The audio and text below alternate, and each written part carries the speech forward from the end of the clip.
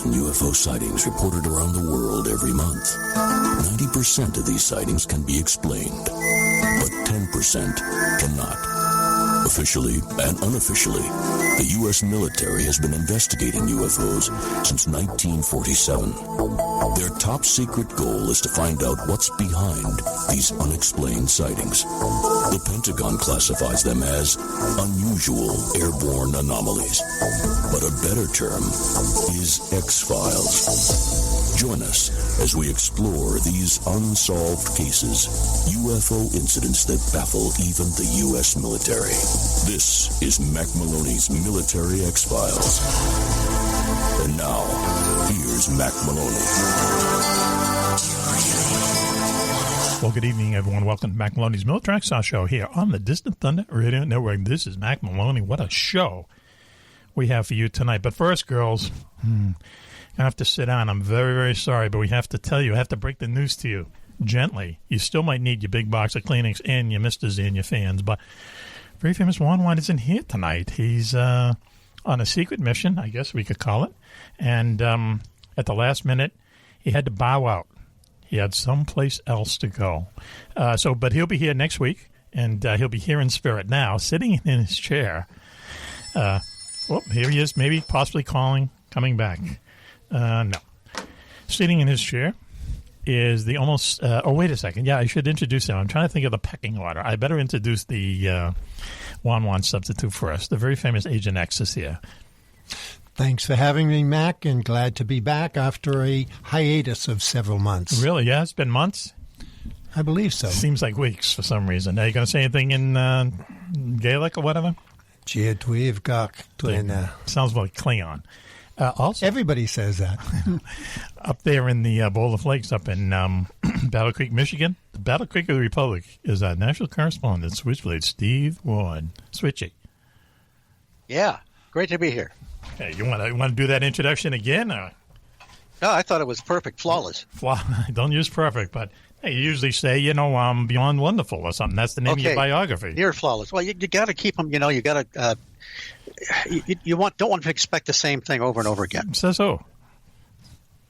I found that in the manual, the radio manual. Guy's manual. Okay, send that to us. So anyway, we have an interesting show tonight because X is here, Switchy's here. Coco's going to be calling in later on. He's down in Virginia doing flight ops, flying something around.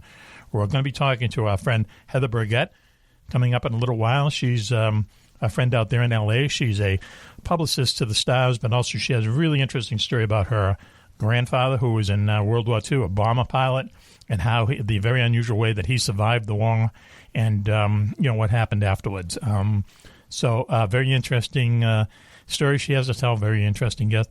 Heather Burgett will be coming up later on. And then in our second hour, as they say, Gary Shoefield, another good friend of ours. He's a producer out there in L.A., out in La La Land, and his son, as it turned out, was in Jojo Rabbit, that award-winning... Did they win the Academy Award there, Switchy? Do you know? You know what? I don't really know much about that particular feature. Thank you. Whoa, bad sign when Switchy doesn't know. I know. But I know they were nominated, and they might have won something like Best Director or Best Screenplay or something like that. Anyway, his son is in it. He'll tell us, I'm sure, Gary Shoefield, because he's also the guy who was involved in the Alien Autopsy film. Okay, and the different kind of controversy that surrounding that. And he's also someone, I believe, who does holographic deceased stars going around giving concerts as holographs. I think he's also involved in that. So Gary Shoefield will be coming up later on, and also Switch is going to give us a report from the Fringe. But now, the moment that a lot of people are waiting for, Switchy, please tell America and around the world what you had for breakfast this morning. Well, Mac, I let you down this morning. Oh, come on. I had an energy bar with a hot black coffee, hot cup of black coffee. Yes. But I did chase it a little bit later on with a couple of Oreos. Okay, a couple of Oreos. All right. Now, wait a minute. Now, hold on. So you had an energy bar. Are you all right? Do you have the corona flu or Well, anything? it's food bar, energy bar, whatever you want to call it. Okay. It's, Well, Well, it's a long way away from a steak, bagel sandwich with cheese in it. Well, you can't eat high on the hog all the time. Oh, I see. Then if you do that, it becomes kind of mundane, and you think, Really? "Oh God, another steak and egg breakfast." Really, huh? Well, what a Yeah. life you lead. So anyway, now let's recap. In the 1 minute you've been on, you've told us that you're changing your greeting to our wide audience to just how you doing. And, No, I'm just throwing them a curve. And now you're eating energy bars. And they might think I'm doing that next week. But it's like two curves. What's that? It's like two curves. You got to keep them guessing. You give them the same thing all the time. I mean, it's just the audiences want more, Mack. You really? Yeah. Well, listen. I always thought that was the formula for that's what the success. manual says. Okay, the radio manual. When was that written? Back in the 50s? Anyway. I think it was written at one of the dynasties in China. Okay, good. All right. Back then. Okay, we're back to the flu then. Okay, Corona. We're in the middle of this whole coronavirus thing now, depending on when you hear the show. Okay, first of all, this is something. This is like meat to the lions is when the media gets involved, and I'm not talking about left wing, right wing, middle wing. No matter what, local, national, this is what they love. They love this as much as they love a blizzard. Actually, they love this more than a blizzard because it's going to last longer than a blizzard, all right? You have this tabloid weather that been happening in this country for years, and they scare the hell out of us, and basically they're saying we'll have flurries or an inch of snow, I hate to be like this, but we used to go to school, if there was less than a foot, they wouldn't call off school, and you got there and you got home, and that's how it was. But anyway, I digress. And may I add, Mac, we walked. We walked, yeah. There was no school buses. We were that poor.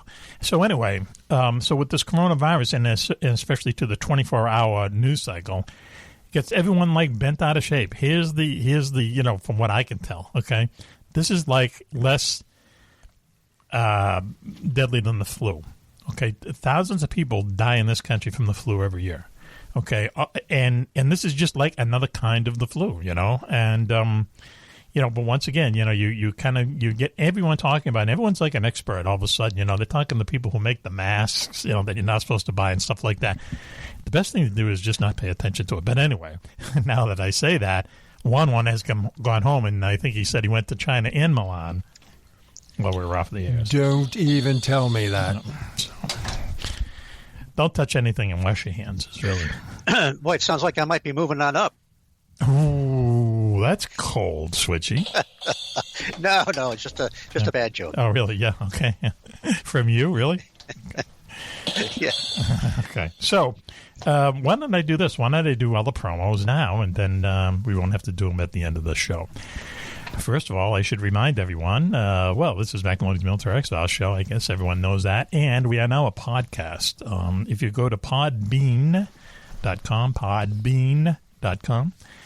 you can get the Maloney Military X-Files podcast. We're on 16 different podcast platforms. We're on iTunes. We're on iHeartRadio, TuneIn, Stitcher, Google. But go to Podbean. That's where it all begins. And we put up a new show every week, and we're getting a lot of positive response from around the world. So join us on the podcast. Number two, we should mention the People's Mosquito Project, who is a collaboration between British and American engineers and pilots, and they're putting together over in England a mosquito fighter bomber, attack bomber from World War II, one of the coolest planes ever built, because it was built and during the really dark days of the Blitz and the war against Germany, and the British were running out of steel and things to make airplanes out of, so they made this plane out of wood. They're the people who actually invented, I think it's called laminaire wood. Is that laminaire wood where you actually take really thin pieces when you glue them together? Yes, sir. They invented that, and what they did is they hired all these furniture makers and cabinet makers from all over England to put this plane together, and none of them had ever built a plane before. Well, anyway, so they make this plane out of wood, primarily out of wood. They put two massive Rolls-Royce engines on it, and it turns out this thing can go about 100 miles faster than anything out there. And fly higher. So they were such a cool airplane that if you're into the military scheme of things, they would actually send them out without any guns, without any armament at all, because they knew they could just outrun anything that was chasing them, Messerschmitts and Focke-Wulfs in the works, okay? Very cool plane. And Ross and his buddies, the People's Mosquito Project, just Google it. You'll get the whole story. And they're rebuilding one of these things back in England. And they get the plans and the different kind of molds and stuff in New Zealand. It's quite a story. When they put it back together, they're going to be offering rides in it, okay, which will be interesting because it's a two-person plane. So it's going to be you and the pilot going up there, and very acrobatic, and like I say, almost as fast as a jet in a lot of ways, which I think is kind of cool.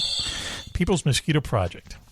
Also, we should tell people that you'll be hearing an ad during the show for our good friends, Homes for Our Troops, and they are a charity that we're now supporting. And basically, what they do is that they take contributions from people like us, and they build homes for troops, people who have been injured in battle.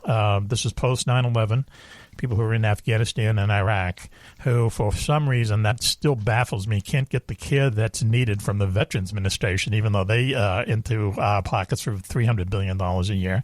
That was supposed to be straightened out, and it hasn't been straightened out. And so now we're forced to go to these charities to help these guys out. It's wrong. It's wrong. In this country, it's a disgrace that charities have to help our veterans. But nevertheless, we're going to help this charity, Homes for Our Troops. You'll hear the ad, and please, just contribute some, whatever you can to them. It goes to a great cause, and they also have the highest rating of any veterans charity on the amount of money that is spent from what you send in. They spend something like 88%, and believe me, if you know anything about the charity business, that's an astronomical amount, okay? Here they are calling us right now.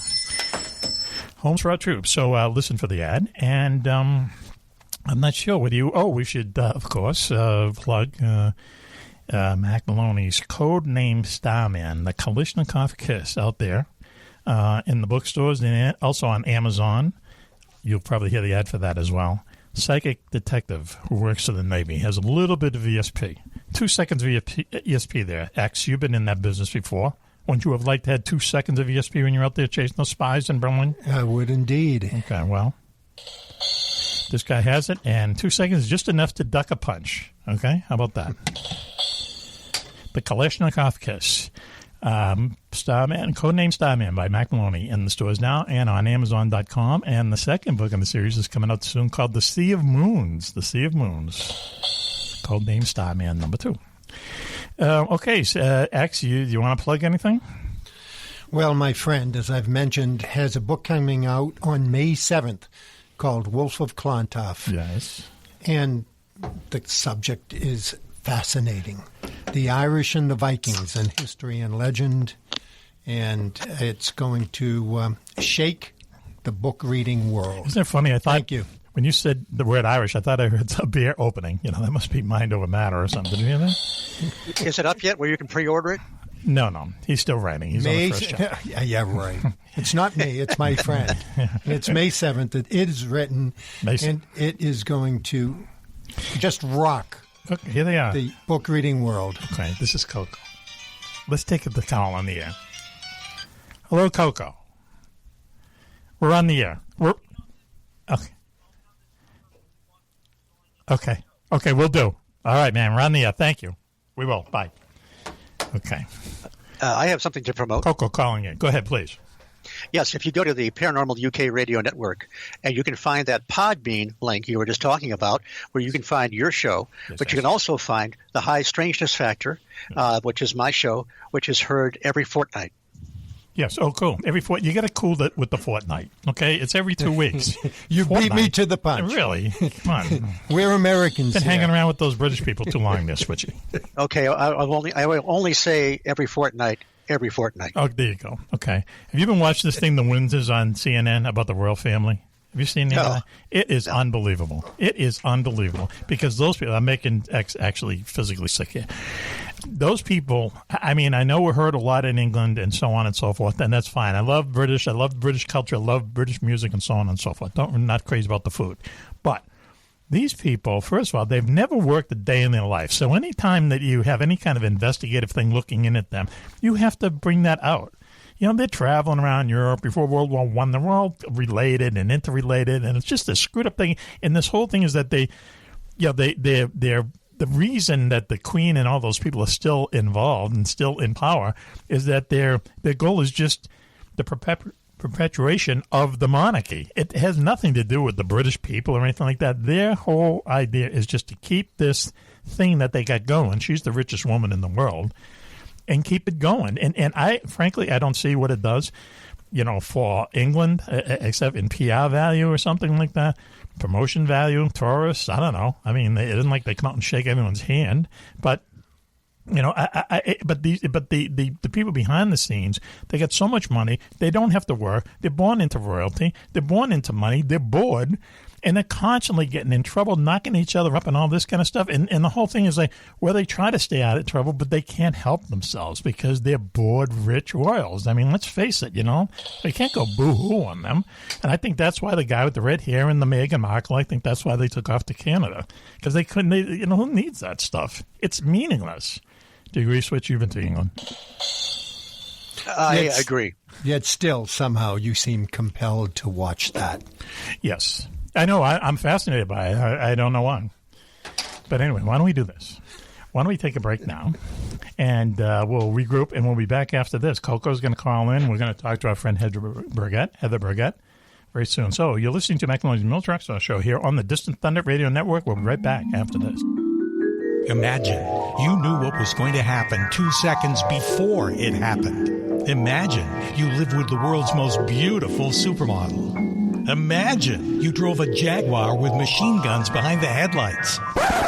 Well, it's time to stop dreaming and start reading about Navy Lieutenant Chris Starr, hero of Mack Maloney's new best-selling paranormal detective series, Codename Starman. Who murdered the most beautiful T-girl in San Diego? Who's bombarding a small Massachusetts town with heavy artillery on Christmas Eve? Who's causing the mass murder of terrorists in the jungles of Africa? These are the cases Lieutenant Chris Starr must solve in the Kalashnikov Kiss, the first book in Mack's exciting new series, Codename Starman. Follow the Starman as he uses his psychic abilities to crack cases the U.S. Navy has declared too unusual. Find out why the Pentagon calls him the X-Files guy. And what is the wormhole anyway? To find out, get your own tomato can and be ready for action, strange adventures, paranormal activity, and lots of cover models in Codename Starman, the Kalashnikov Kiss by Mack Maloney. On sale now at Amazon and your local bookstore.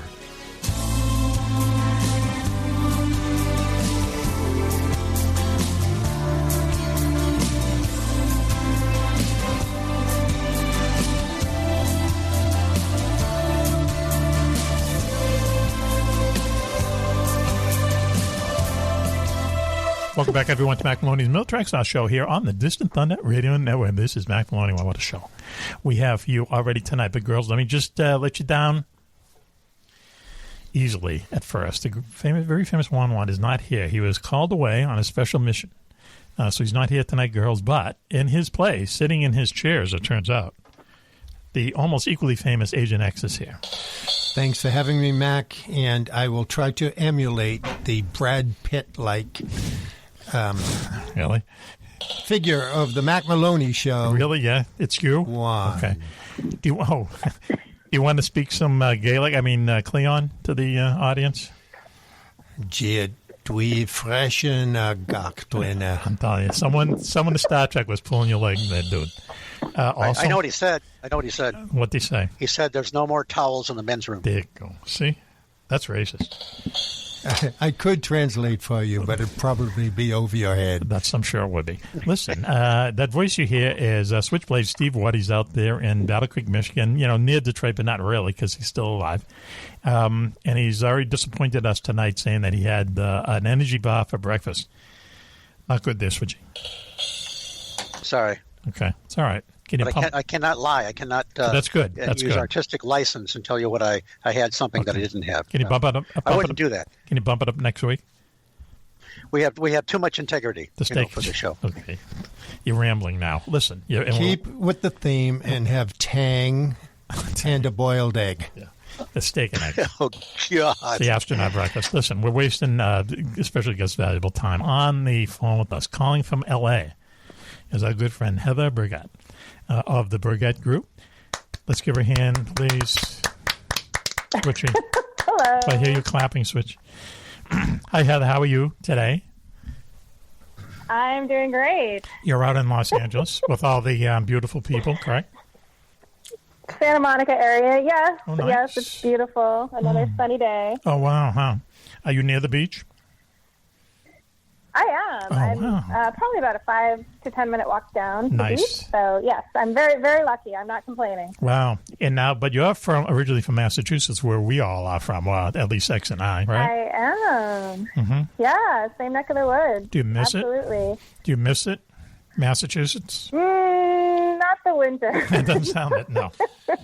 Well, Heather, we had an uncharacteristic, beautiful, gorgeous sunny day today here, too. We haven't had more than 7 inches of snow this year. Correct.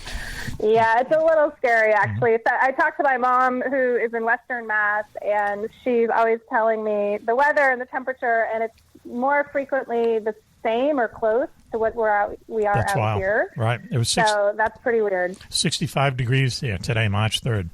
So, not complaining Wow. because we don't have to get rid of the snow, but it is kind of odd, So listen, Heather, just tell everyone a little bit about what you do out there. I find it fascinating. Yeah, well, I've been out here now over 20 years, and I came out to work in film publicity. I had worked in Boston in high-tech PR, launching America Online as a consumer brand, and then was at the Ritz-Carlton Boston in the PR department. And then I decided I loved movies. I was a big movie buff, and I decided I wanted to come out here and promote film. So I did, and my first project out here was the Blair Witch Project. Oh, cool.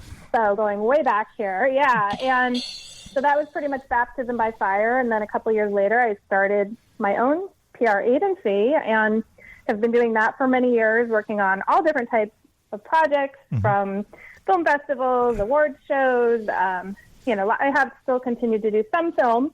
I do more like documentaries and that kind of thing. And I do the Beverly Hills Film Festival every year. That's coming up again soon. Nice. And then about 3 years ago, I started teaching PR online to business owners and creatives so that they could also learn how to get their own publicity. Well, we should tell the audience that Heather and I met, I don't know, if it was 10 years ago, I'm not sure. At least, I think about that. Wow. And we were on the same project together for a rock star whose name we won't mention. But he drove me crazy, and I think he drove you crazy as well, but just in a different way, right? Well, most of my clients do drive me crazy, but that's just part of the job. Okay. But it was really kind of nuts, some of the things that we went through. I mean, we can't get into details, but it was not quite Spinal Tap, but it was on the border of Spinal Tap. Do you agree?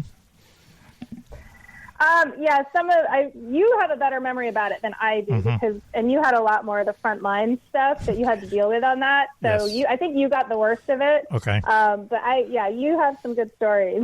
I kind of forget all of the details. It's called repressing the memory. I've got to tell you, Heather, when you said Mack has a better memory of it than you do, I'm starting to worry about you now. Oh, wow. Okay. Have you been to China or Italy lately? He can't remember what happened last week. Right. What are you talking about? You're crazy, dude. They say that's a sign that you are living in the present moment when you don't remember things. Really? Okay. Which I think is a positive thing, right? Yeah, sure. Yeah. I can't remember where my car keys are. I'll walk home. He's loving that. You tell him that, Heather. So anyway, so you I mean, but it must be, you're from here, you're one of us, but it must be really different living out there. I've been out there. I've been to LA a couple times, and I can't imagine anyone, first of all, I can't imagine anyone driving there, but living there just must be just a whole different kind of scene, man, right? Yeah, I mean, it's funny, though. You get used to it, and, I'm in Santa Monica, so I'm not in Hollywood. I think people have this idea that, we're walking amongst celebrities all day long, and it happens here and there where you might see one or run into one, but it is, it's not super common. And then I, take advantage more of all that's out here when I have family visiting. So I just had some family coming in town from Boston area, and we went to Universal Studios for the day, and I hadn't been in years, and I forgot how much fun those places can be. Right, sure, right. Will you ever move back? Do you ever see yourself moving back here?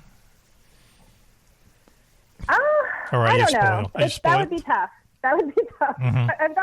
I've gone native California. And okay, good for you. Wow. But it's the traffic out there that bothered me more than anything, I have to tell you. I mean, it's hustle and bustle, and there's a lot of, different kind of weird business out there, but just getting from one place to the other, on those highways is just crazy. Yeah, you have to plan for it. It's pretty much, you want to give yourself probably about an hour to get to most parts of town. But, it's like if you're crossing, LA is huge. So it's not actually that weird that it might take an hour to get from LA all the way towards Pasadena or Silver Lake, which is kind of on the opposite side of the city. So you kind of get used to it. And, and I don't commute. So I have that going for me. Okay, well, that's good. That keeps you out of traffic jam. Well, Heather, that means you could do it from here. Right, that's right. Yeah, wow. Yeah, you could come back here where we have 4 seasons. Forget about that. That's why she's out there. Foliage and so that's we speak true. That is correctly. I just have to throw this in because we're talking about the traffic. I mean, recently Kobe Bryant died in a helicopter accident, and I heard the reason that he took helicopters all the time is because he hated the traffic and he could afford it. Mm-hmm. Does that sound right? I mean, that was just such a tragedy. Mm-hmm. Yeah, I mean, I didn't hear so much about, that piece of it, but I mean, it certainly made sense to me that if you have that kind of money, that you would absolutely, if you could avoid the traffic at all costs, then but that was a really unfortunate situation. Seems as we're like a conspiracy show, I'll tell you this is the truth. When I worked for General Electric years ago, we worked on a project having to do with General Electric transportation. They used to build locomotives, and we had to do this presentation. And it turns out that in the early 50s, and this was proven, the gasoline companies, the tire companies, and the automobile companies spent millions of dollars lobbying the state of California not to buy rapid transit. Not to build rapid transit, because they looked, after World War II, they looked at California as like this one big highway. And, you're going to sell cars, you're going to sell gas, you're going to sell tires, you're going to sell asphalt, you're going to sell this and that. And, having trains there would screw it up. And I remember someone telling me, like, they see a bus in Los Angeles, they go, wow, there goes a bus. It's a very rare sight in a way. And that's why it's so congested, and I don't think you'll ever get to the point where you can bring mass transit to L.A. now. As you say, it's so big, huge. Well, they are. They brought the metro into Santa Monica, I think about 3 years ago. And it's actually, I was kind of concerned when they were starting to talk about doing that. And it kind of has, I would say, to an extent ruined like the local culture because of Santa Monica, which is sort of a small beach town. Yep. And now we just get thousands of people. I mean, we had this summer free concerts on the pier in the summer. It used to be a few thousand people. Yep. I think it was last summer. The first concert had 60,000 people on the beach. Wow. Maybe the gasoline companies had the right idea, not building rapid transit. So, who knows? Well, listen, you had an interesting story about your grandfather. We're talking to Heather Burgett of the Burgett Group out there in L.A. She rubs elbows with the stars. But you had a very interesting story about your grandfather. He was in World War II. He was a bomber pilot, right? Yeah, he flew 28 missions. He was a B-17 pilot, and he was stationed out of England. And he flew 28 combat missions over Germany, which included the Unknown Battle, and 7 of those missions were to Berlin. Wow, huh? Gee whiz. And he survived because at least one of the missions, can you tell the story? Yeah, it was actually his 28th mission. And on the long trips, as he had told it, they would have to, if they had to relieve themselves, they would just do it in their helmet. There you go. Put their helmet under their seat. and go to it. And then, of course, you know about flak. Anti-aircraft fire. Anti-aircraft artillery. Yeah, and he said that actually was the scariest part of everything he experienced in, flying these missions was the flak. And he said you just never knew where it was going to go off. Right. And it actually, some flak came up and hit his helmet, which was under his seat. So it shot the contents can I say urine? I don't know what I can say. Yeah, urine is fine. Sure. All over the windshield and froze to the windshield. He said, he said you couldn't even see out of the windshield. And he wrote in his journal, and he told us, it could have been a manly disaster had that helmet not been there. Manly disaster is putting it mildly. So listen, let's just recap here. So he's on his last mission in a B-17. Nature calls. He sits on his helmet, and he's sitting on his helmet when the flak explodes. And basically, flak is like these explosives. They explode in the air next to the airplane. Flugabwehrkanonen. There you go. And just will tear the airplane apart if it hits. A piece of shrapnel comes up, hits his helmet, and not his junk, as the kids say. Yeah. And, I think it was under his seat, so it got the helmet instead of the seat. Which thank goodness. There you go. Yeah. Okay. And as a result, Heather's here today, as it turns out. Right? And that's a tried and true tactic in Vietnam. The helicopter pilots sit on your helmet, baby, on their helmets too, for exactly the same reason. So, he's passed away. I'm assuming, right? Yeah, he's, he's passed, was it 2007? It's been a while. Did he talk about, been on for quite a while. Did he talk about the war at all? He didn't. I didn't even know. I think about 2002, he pulled out a journal, and I'd always been fascinated with World War II, and I knew he'd been in the military. He retired a lieutenant colonel, and but I always knew him as retired. Sure. And I knew that he flew planes and had been in the military for a long time. I did not realize he'd been in World War II. And then all of a sudden one day he pulled out this journal, and it was like this little propaganda book they'd given to all the men as they went into battle, and with a message from the president. And I think it's called Why We're Going to War or something like that. And you were not supposed to keep any sort of documentation about your missions, but he actually journaled between the lines of the copy in the book, and he detailed every mission, all 28 missions, in this little book. Wow. And so he pulled that out, and I said, "You were in World War II?" And so that's when I asked him, what was the scariest thing he experienced, and he talked about the flak, and he and my grandmother transcribed the journal, so we have all of that. And he went on a local TV network and talked about his experiences, and then he passed in just a few years later. And so he had a very nice long life, but it was sad to see him go. What did he do after the war? He retired. I mean, he played golf. He volunteered. So he's in the military. He retired from the military. Mm-hmm. Yeah. Okay. Yep. And he enjoyed his retirement. Yeah. They retired back to Western Mass and a beautiful, the countryside. Yep. And they danced and did things with the senior center and golfed. And he actually volunteered and did taxes for people. Yeah. Really? Yeah. He definitely did. When you said that he retired a lieutenant colonel, a friend here at the other microphone started waving his hands because X also retired as a lieutenant colonel in the Army. Is that true there, Rexy? It is. Yeah. Okay. All right. Ah, very cool. There you go. Okay. He's hardly paying attention. Yeah, No, what I was looking up, Heather, you should be very proud of him. I couldn't find it, but unless it's an urban legend, I don't think it is. The U.S. Army Air Corps, of which your grandfather was a member, lost more personnel in World War II in both theaters, in all theaters, than the Marine Corps and the Navy combined.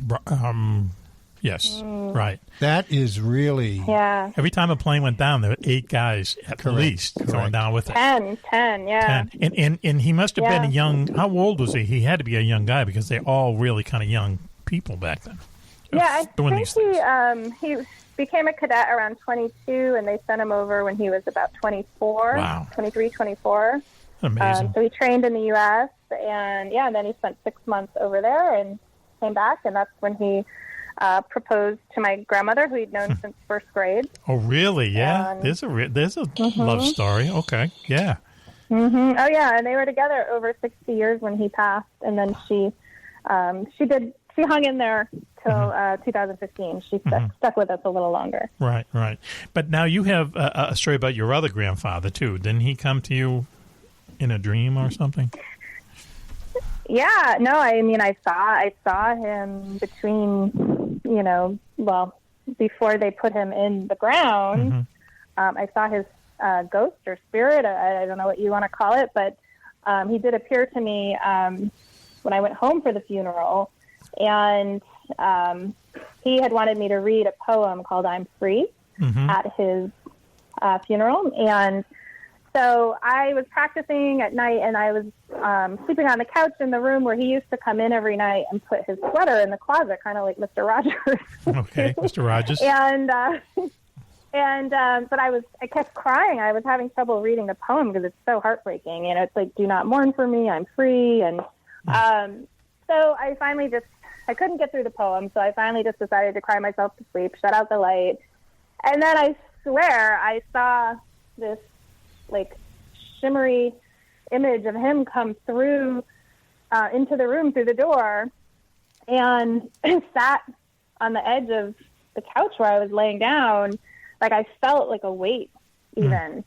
And I just knew it was him, and it was kind of like that scene in Ghost where it's almost like shimmery, like white. Okay. And I was like putting my hand out, like, am I losing my mind here? Like I was like, is this really happening? Like it was, it was pretty unbelievable. Yes. And I had like sort of this conversation, like telepathic kind of conversation with him, and he told me he was fine and he was okay, and he was out of pain. He'd had a lot of pain at the end there, and I felt so much better after that. And the next day, I was able to be really strong. They had the open casket wake, and I went up, and I just was like, "That's his shell. He's not in there." I gave him a wink, and then I was able to be really strong for my grandmother. I said, "Gram, he's in a better place, and he's smiling down on you." And so it was a pretty incredible experience. And then I was able to get up in front of everyone, and I read through that poem. I mean, I was still a little upset, but I just, I was able to get through it.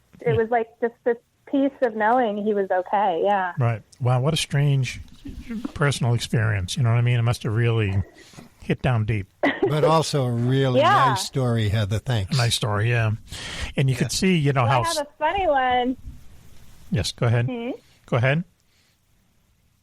Oh, I was going to say, I have a funny one. And sadly, my father passed this past August. Oh, gee. And I have kind of a funny story from that one. Well, after the funeral, my aunt and I went to a bar, and we decided to have pina coladas. And we said, yeah, we think Dad would be cool, with having pina coladas. And I went to my aunt's after, went inside for a little bit, said goodnight, got back in the car. As soon as I turned on the ignition of the car, come blaring out of the radio was, "Yes, I like pina coladas." Pina colada song. And I can't even tell you the last time I'd heard that song. Yeah, really, yeah. So I thought, oh, yeah, that's my dad. He's got a good sense of humor. So. Well, that's funny. I mean, that's good that you have this kind of connection. You know what I mean? Not everyone has that, but it seems like you do. I've had a lot of experiences where I've been communicated with through loved ones of others and my own, and so it's like you don't really believe it's happening when it happens, but then you're like, you know what, you can't make this stuff up. Like it's got to be something. Sure. Where do you think they are? Oh, I just kind of have this spiritual view that we just go back to all that is, the nothingness of joining one universal consciousness when we go. But I think there is this sort of like, whatever your soul is or was, like there is this sort of residue that lingers around sometimes. And maybe I shouldn't call it residue. No, it's okay. Description. But so, yeah, I mean, I think especially they say the first 3 days before, I think right before you bury someone and the 3 days after, something around that, like this connection is usually really strong. So that's when I had the experience with my grandfather. That's when, my dad, the pina colada thing happened. Like it's just, there's usually some sort of like easier way of connecting with them. And it's always and you hear the stories a lot, is a similar story. It's always to make you feel better. The loved one always seems to be concerned about who they left behind, and they always say, it's okay, we're in a better place or whatever. Yeah, Interesting. absolutely. Well, listen, you've lived quite a life there, Heather. Well, yeah, I mean, hopefully I still got some more to go here. Okay. All right. And just tell people a little bit about the group, the Heather Burgett group that you have, or the Burgett group, because you teach people, instead of them hiring a PR person, you go in and you teach companies how to do PR, right? Yeah, I mostly work with business owners and creatives, and so that's under my online programs. They're called PR Stars. So if anyone wants to check out more about that, it's prstars.net. And I did a whole podcast around it called The Shine Strategy. So they could always check out more over there. But yeah, it's wonderful. It's a great way to connect with people and help them get the visibility that they're looking to get for their message, their products, their services, their talent, whatever it is. Yes. PR and marketing is such an important piece of getting yourself in front of the right audience, especially these days too. Well, we're always interested in talking to you. It looks like X has a question. He's raising his hand. No, I don't have a question, but I have a good point and a bad point. Go ahead. The bad point is, hang on. Go ahead. When Mack and I grew up in the inner city of Boston, we considered the phrase you used, Western Massachusetts, we call that Indian country. Okay, that's all right. Stop. That's right. And the good point is you said aunt. So that means you're one of us. You're one of us, like he said. Thank you, Heather. So well done, Heather. Yes. We appreciate that. I could tell she wasn't from the Midwest. She's not from the Midwest. Right. No, she was educated, even if she was out in Indian country. Oh, man.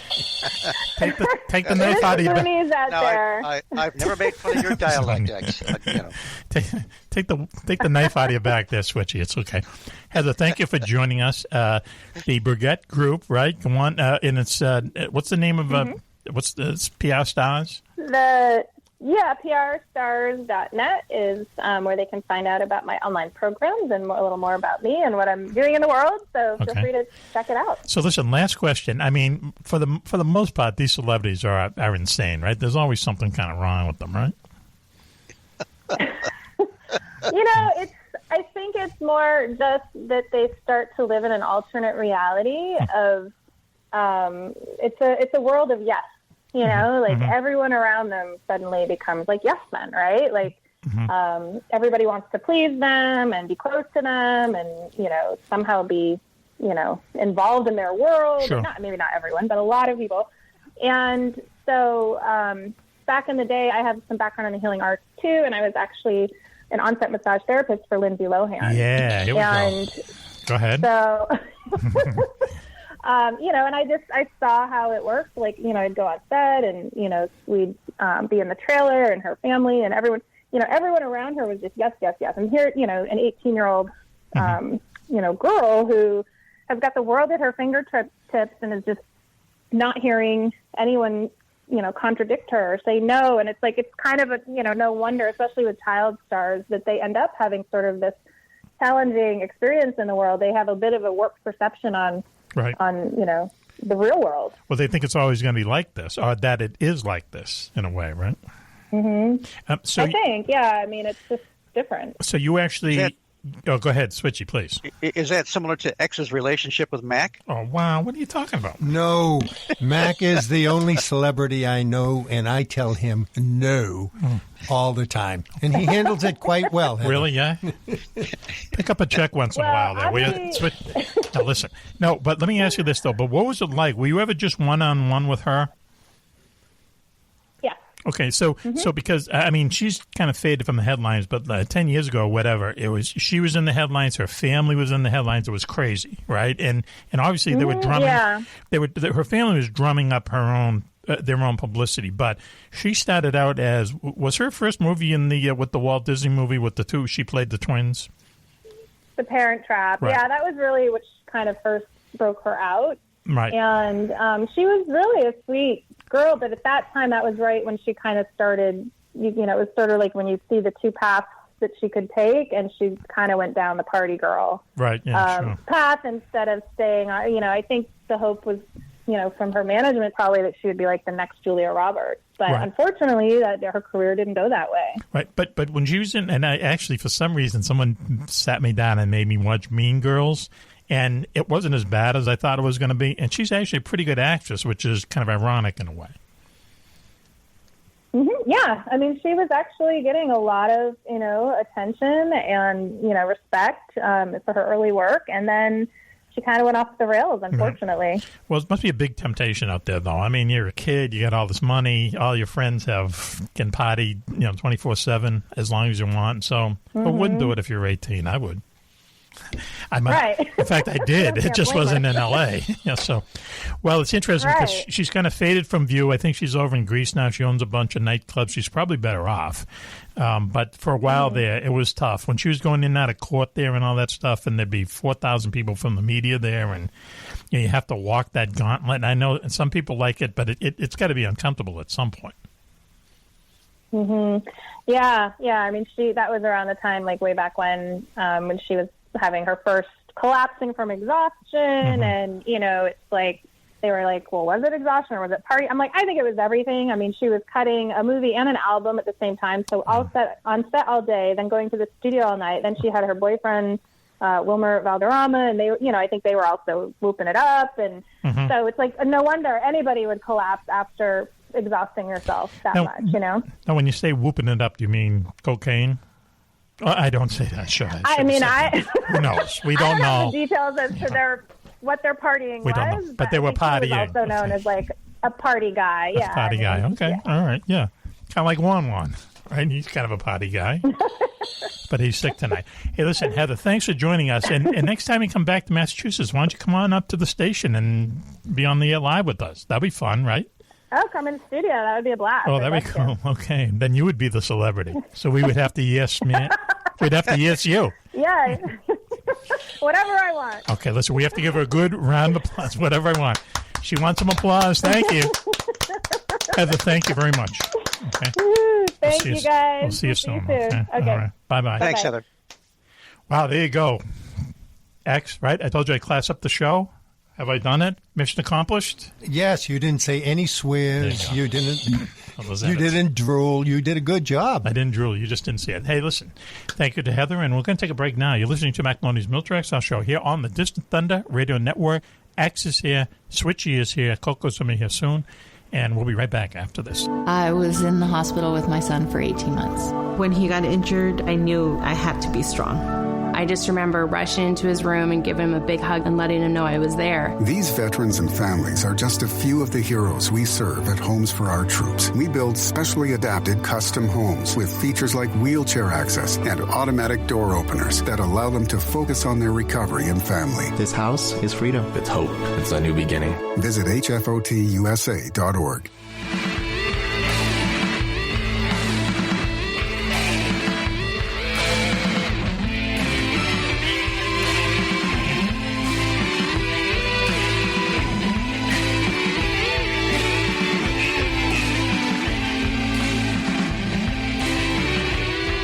Welcome back, everyone, to Mack Maloney's Miltrax Our Show here on the Distant Thunder Radio Network. This is Mack Maloney. What a show we have for you tonight. But let me introduce the members of the posse really quickly. Sitting in Wanwan's place, girls, sorry, is the almost equally famous Agent X. Thanks for having me, Mac, and the show just keeps getting better and better. You're going to speak some Cleon? Just give us some Cleon there. That's really Gaelic, but I swear someone is pulling the wool over your eyes there, and that sounds exactly like Cleon. We've heard that before. Well, okay. Also on the phone with us, calling in from the Secret Mission, is they call him Coco on the streets, but it's Commander Cobra. You there, Coco? Good evening, gentlemen. Okay. That's it? That's it. Okay. You always yell at me that I'm stepping on my intro. I'm stepping on somebody else. I'm the weak link. Wow. I'm the broken link. Wow. Say good evening. Wow. Someone needs a hug. Okay. Also, on the phone with us is our national correspondent up there on the Boulder Flakes, Battle Creek, Michigan, Switchblade Steve Watt. And it is great to be here as always. Okay. He had 2 Oreos for breakfast this morning, right? Well, I chased my energy bar with a couple of Oreos. Yeah, okay, that's healthy. That's good. Did you go out and run 20 miles after that? Yes. Yes, Commander. Mack, I understand it's the National Correspondent's 4th year. I was just curious, what did you get him to remember his 4 years with you here at the Distant Thunder Radio Network? It was it's something that it's just too ostentatious for us to say on air. Mention on the air. I think it's going to be on my pillow. In other words, pillow. It's too intimate to mention. Listen, all right, we're wasting our guests' valuable time, okay? Hey, listen, on the phone with us through the miracle of Skype is our good friend Gary Shoefield, who is someone who, well, first of all, let's give him a round of applause, please.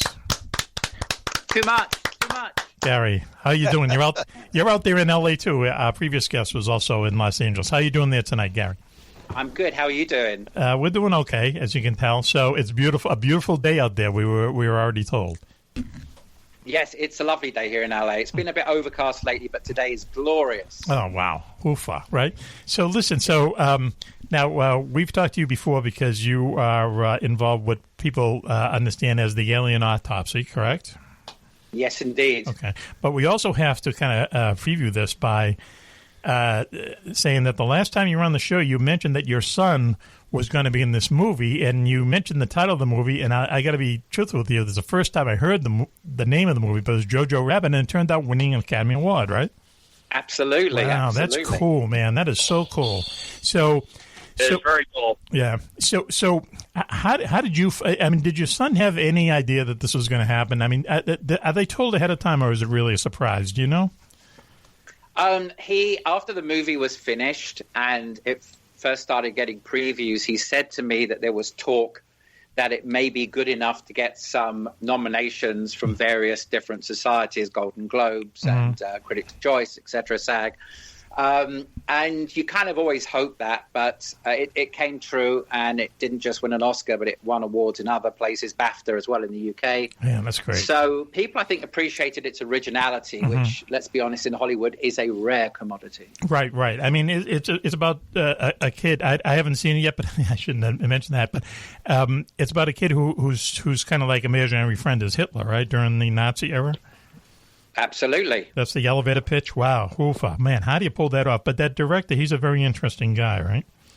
Yeah, I've met him several times, and he's actually been to my hologram shows and thoroughly enjoyed Roy Orbison. And he's very interesting, very imaginative, also a really nice guy to boot. I must say, a lot of these guys, when they get this level of fame, it goes to their head, but he's not one of those guys. He's a really genuine guy, and he's been a good friend to my son as well. Oh, that's good. So how just one more question. So, and Scarlett Johansson is in it, and I think that anything she's in, do you know what I mean? It's A level. You know what I mean? She's really up there, you know.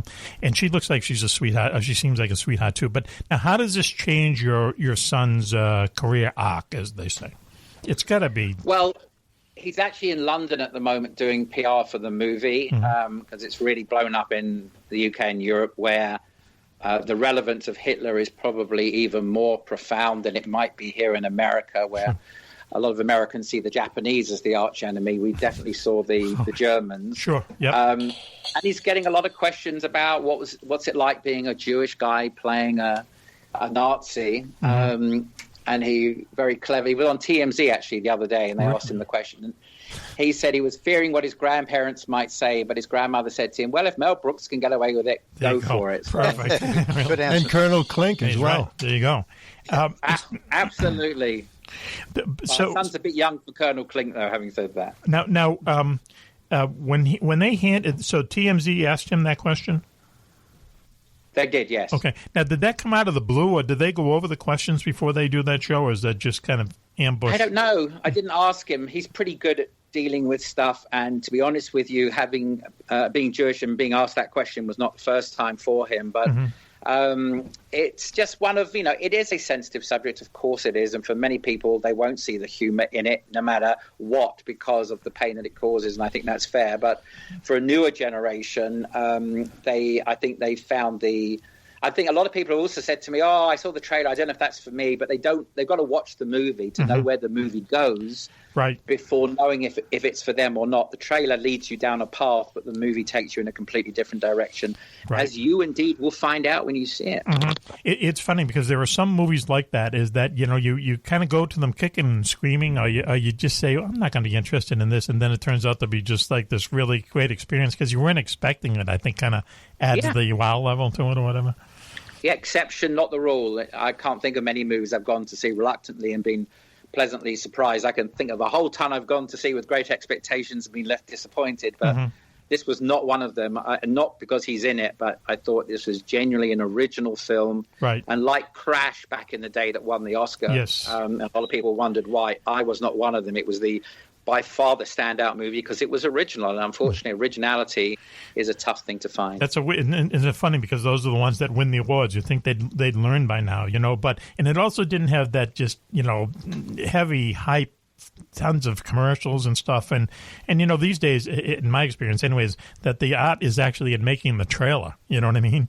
If you can get people to see the movie because of the trailer, you don't really care if they enjoy the movie or not. They paid their money to get in, and there's kind of a different way of doing things. But when you see, to my mind, when you see movies being hyped like crazy, doesn't that mean that they're really not doing well, that the studios actually have to spend money to promote them?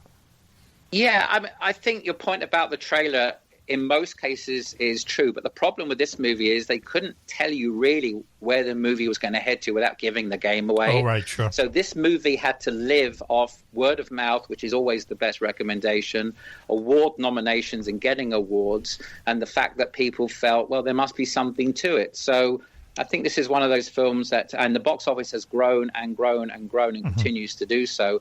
But I think word of mouth coupled with the awards has certainly been the main reason. I think the trailer was a challenge for them to be able to do a trailer that did everything they wanted it to do. Right, sure. So now, what were you doing when you were watching the awards show and you learned with the rest of us?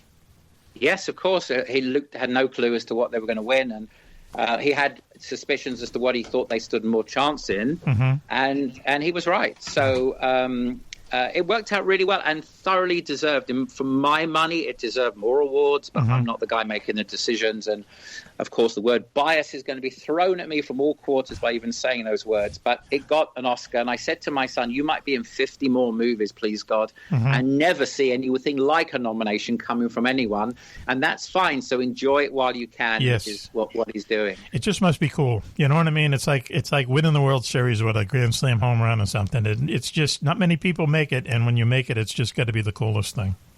Yeah, and enjoy it and remember it. And everyone says, oh, it goes so fast, but try and savor it if you can. But these days with phones and cameras and so many ways to store stuff, I got sent a clip the other day of him on the red carpet signing autographs at the opening of a musical or something, which he hadn't even seen. Wow. So that's nice. He's on the red carpet. Wow, he hasn't even seen it. That's cool that they're calling him. That's really nice. Congratulations to you and him because, one was always pointing out, I went to film school, so I know a little bit about the biz. And the biz, it's a hard biz. It really is. And to really make it is really an accomplishment, frankly.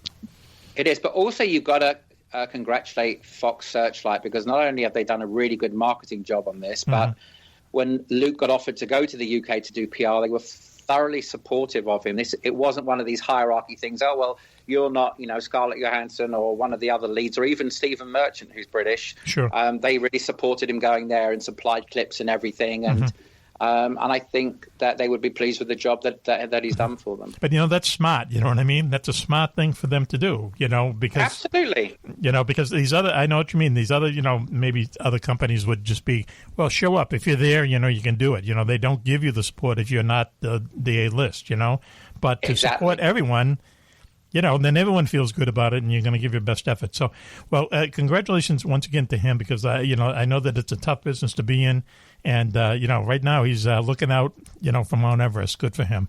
So now you're also involved, but you brought up the holograph shows before, but we'll talk about the Alien Autopsy in a minute. But tell us, give us an update on your holograph shows, please. Well, we've got Whitney Houston out now in the UK and Europe. That was the last show that we finished, and it's getting great reviews. and fantastic acclaim from the fans on social media. It's about halfway through its UK tour, then it goes into Europe. Then Whitney will be hitting Vegas, I believe, in April, where it will be resident for at least a couple of months, so people should try and go and see it. It's spectacular. It's the most expensive hologram show ever made. Wow. The hologram quality is outstanding. The vocals are obviously Whitney's. There's live dancers, there's live singers, live musicians on stage with her. And I don't think anybody's going to be disappointed with it. So she appears in a hologram, but the live musicians are playing along with her, right? Yeah, live musicians, live dancers, live singers. Wow, that's cool. They interact with her, she interacts with them. Really? And after 5 minutes, you're going to forget it's a hologram. It's that good. Wow, that is just crazy, man. We are in the we are in 2020. So now, listen, I know I asked you this before, but you have to make some kind of arrangement with her estate, right?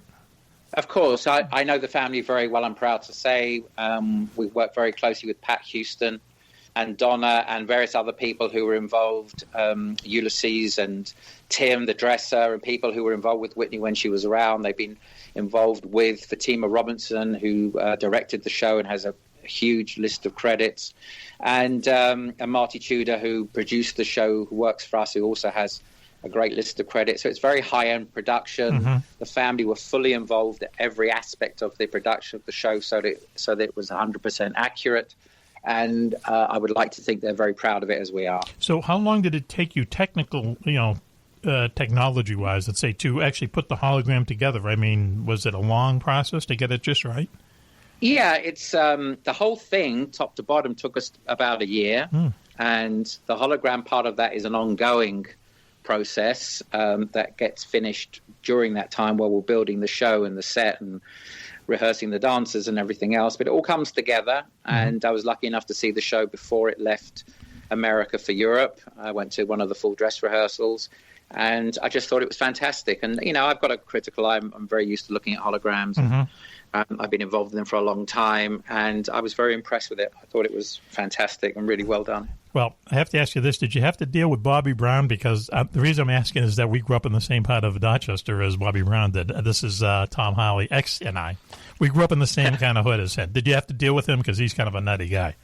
No, didn't. I've never met him, never dealt with him. He's not been part of the estate that we deal with on a regular basis. So no is the answer. That sounds like sounds good. Good for you. So what other stars are you planning? You talked about Roy Orbison, who was a great just a great musician, great songwriter, great singer. Yeah, Roy's been out.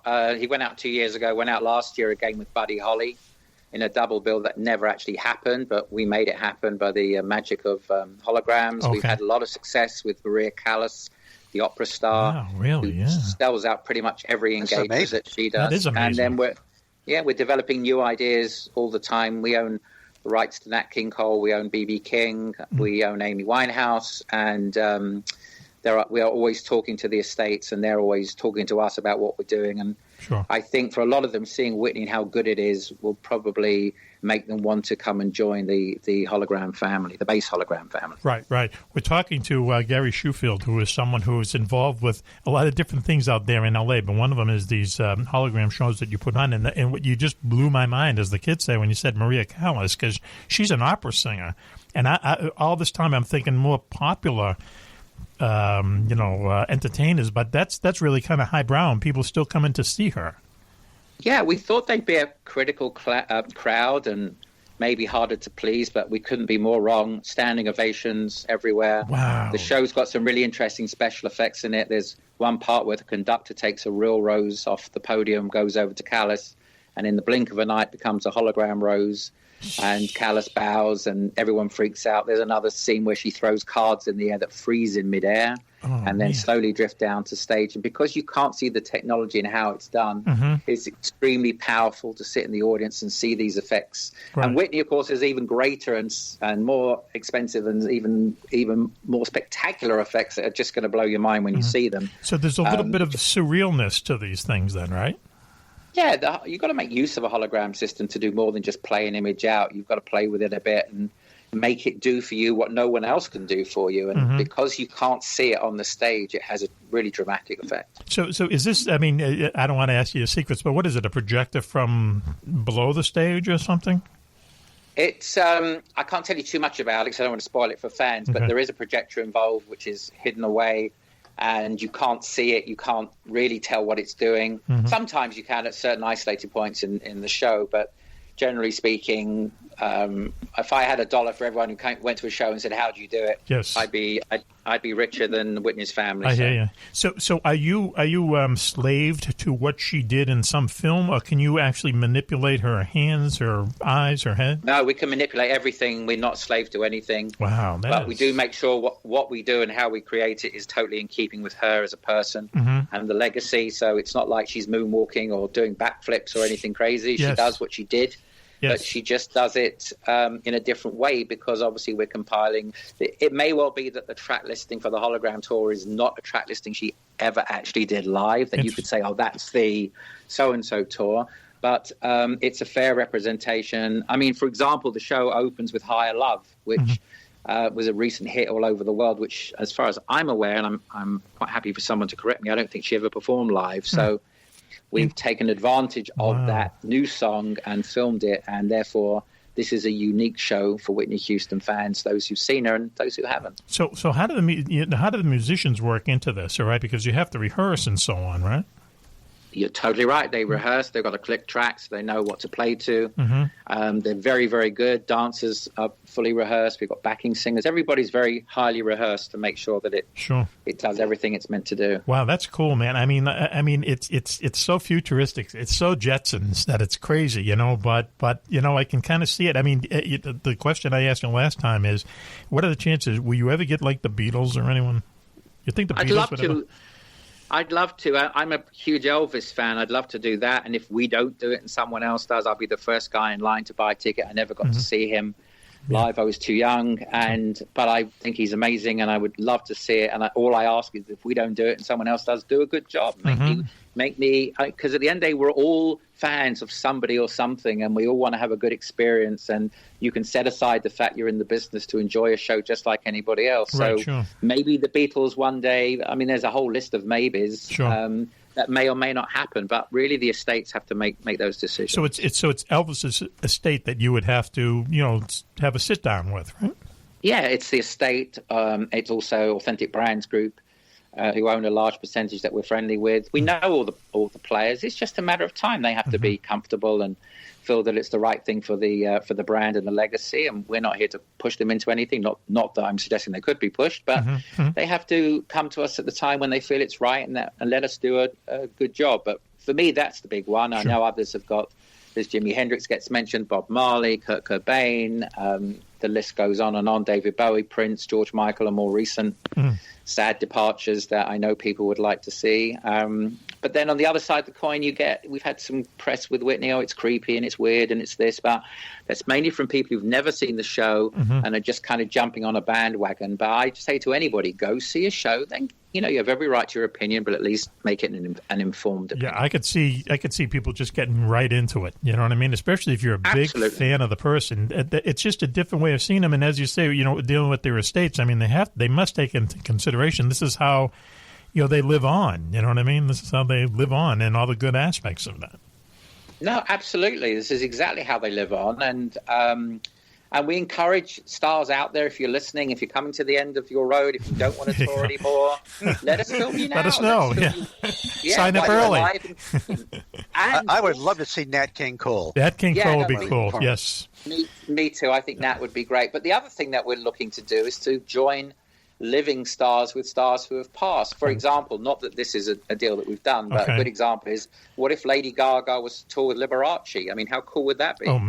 Wow. Okay. Wow. You see what I mean? You can do that. You can have those conversations. You can do those things. They can stand alone as projects. They don't have to interfere with the artist's other work. And we're very much encouraging artists to join. Who's the legend you wanted to play with that we can maybe bring back for you, and as I say, store other artists on hard drive, and we release them when they're ready, not before. Wouldn't that be odd? I mean, if some star signed up early, he'd be able to say things that you would do things that you would be able to use, once he's gone, right?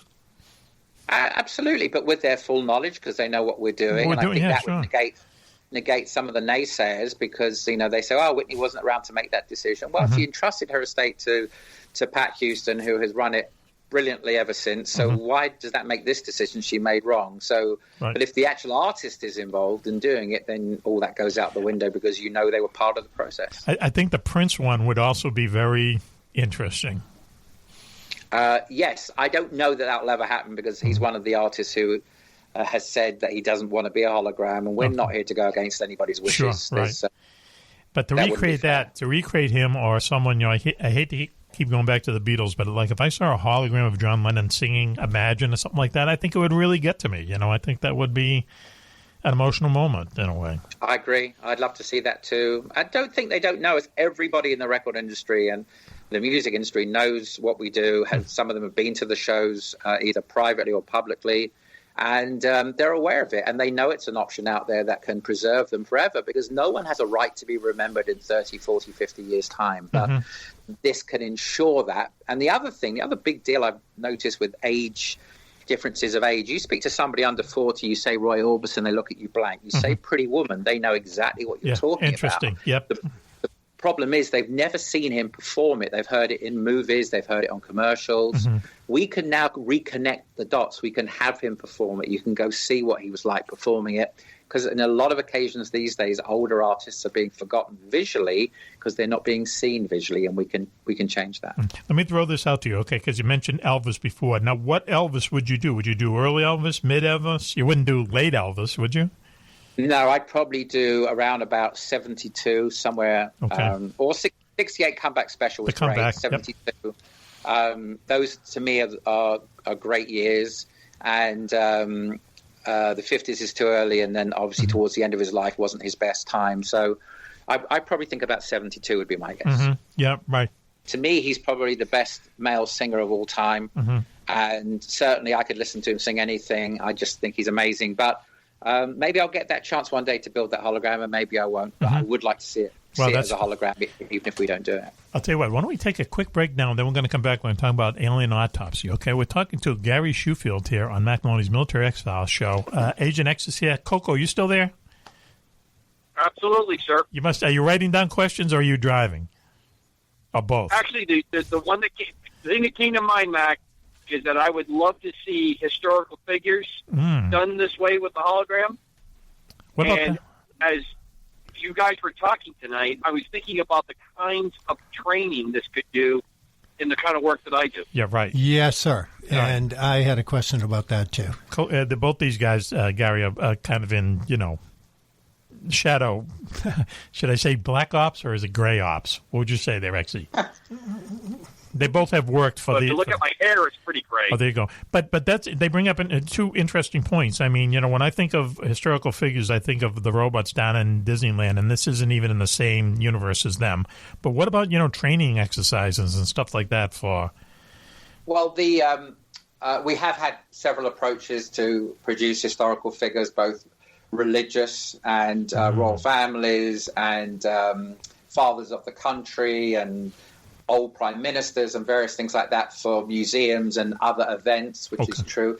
There's a new system that's just come out, which is called a portal, P-O-R-T-L, and that is the world's first portable hologram system, which is a fully integrated one-unit system, which is going to change everything to do with museums, shopping malls, cinema foyers, education, medical, you name it, because you can beam anybody from anywhere in the world into this unit. You can play back anything, and it takes up a small amount of space and is a lot less expensive than the hologram stage equipment that we use. It doesn't do the same thing that we do for Whitney. You couldn't put Whitney's show in it because it's the size of a person. Okay. But it is going to revolutionize many different industries because of what it's capable of doing. Is that something that's happening now, tomorrow? Yes, it's out. It's the box just came out recently.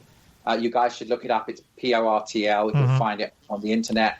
And it's amazing technology. The BBC just recently featured it on a big piece, and I know the owner of the company. And can we afford it? Inundated from all over the world with requests. Can we afford it? Yeah, I mean, it's a $60,000 piece of kit. Oh, yeah, okay.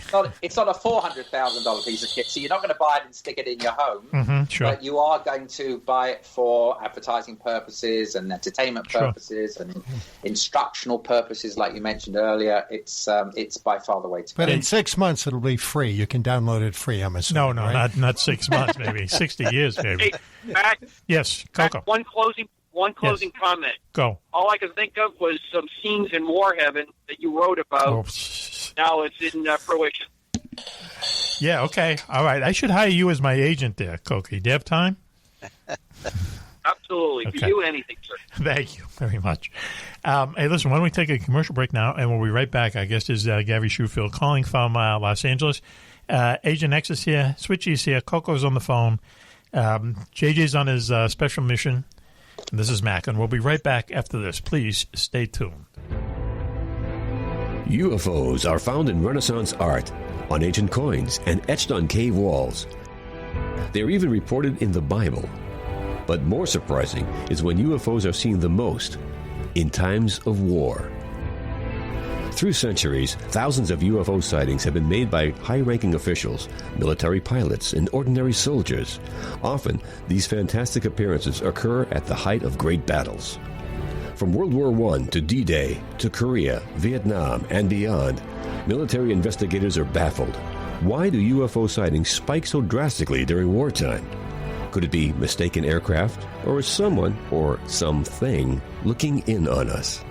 In UFOs in Wartime, What They Didn't Want You to Know, Mack Maloney chronicles centuries of these incredible sightings and tries to solve the puzzle of why so many UFOs are seen while humanity is at war. Read about the scare ships, the ghost planes, and the ghost rockets, alien giants in the jungles of Vietnam, UFOs controlling our ICBM bases, dogfights with flying saucers during the Gulf War, and more. 300 pages of unbelievable stories, along with many startling photographs. That's UFOs in Wartime, What They Didn't Want You to Know, by Mack Maloney. On sale at your local bookstore or on Amazon.com.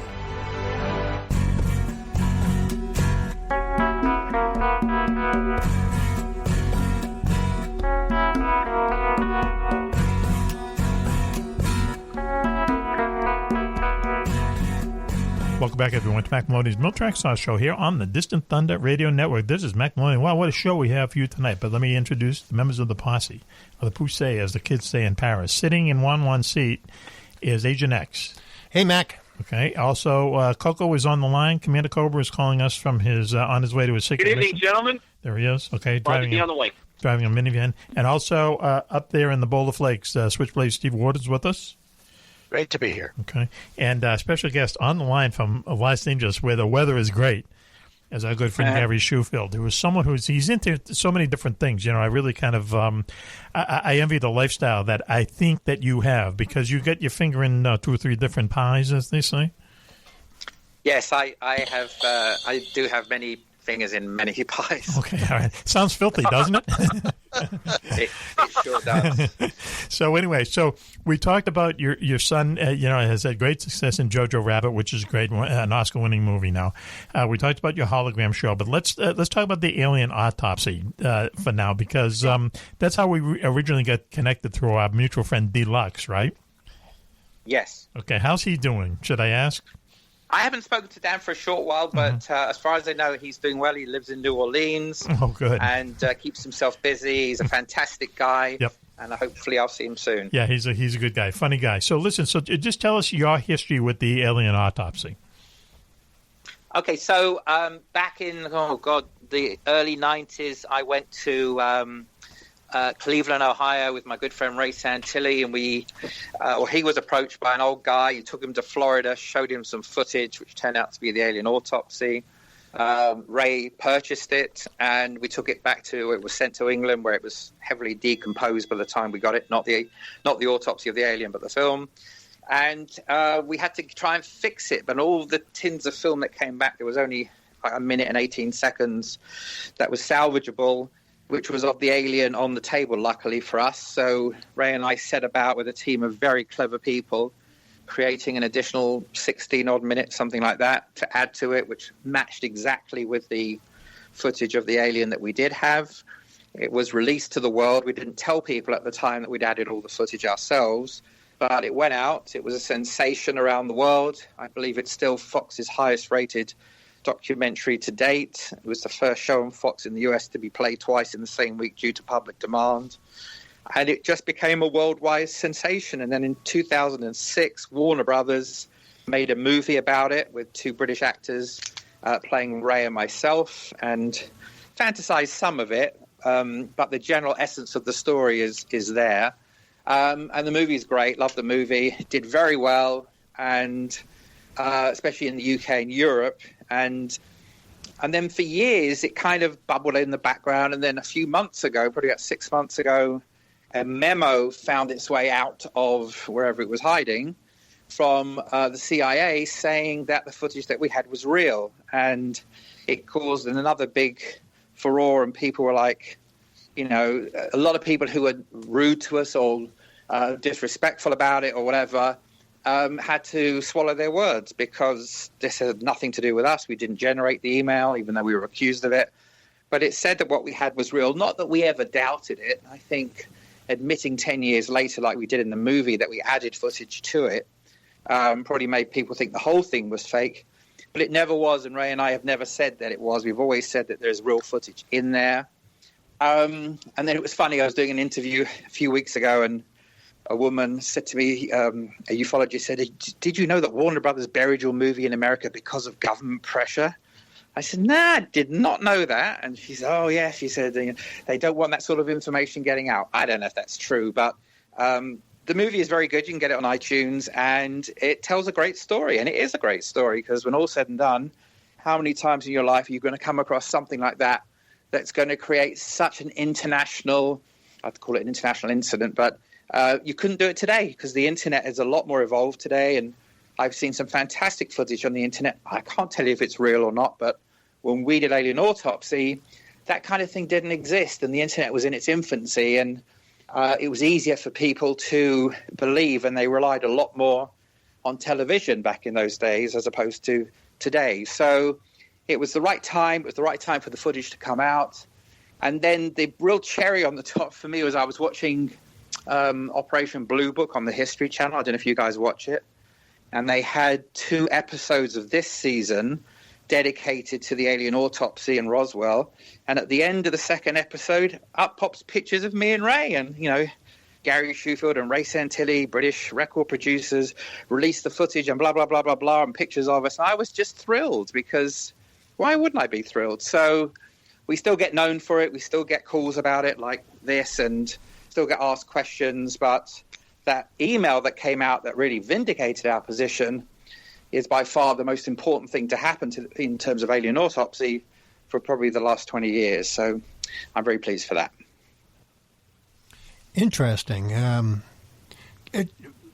Please, a bit more about the email that came out, and what were the bona fides associated with it and so forth, because I had not heard that. You can find it online. It's an email from somebody called Kit Green.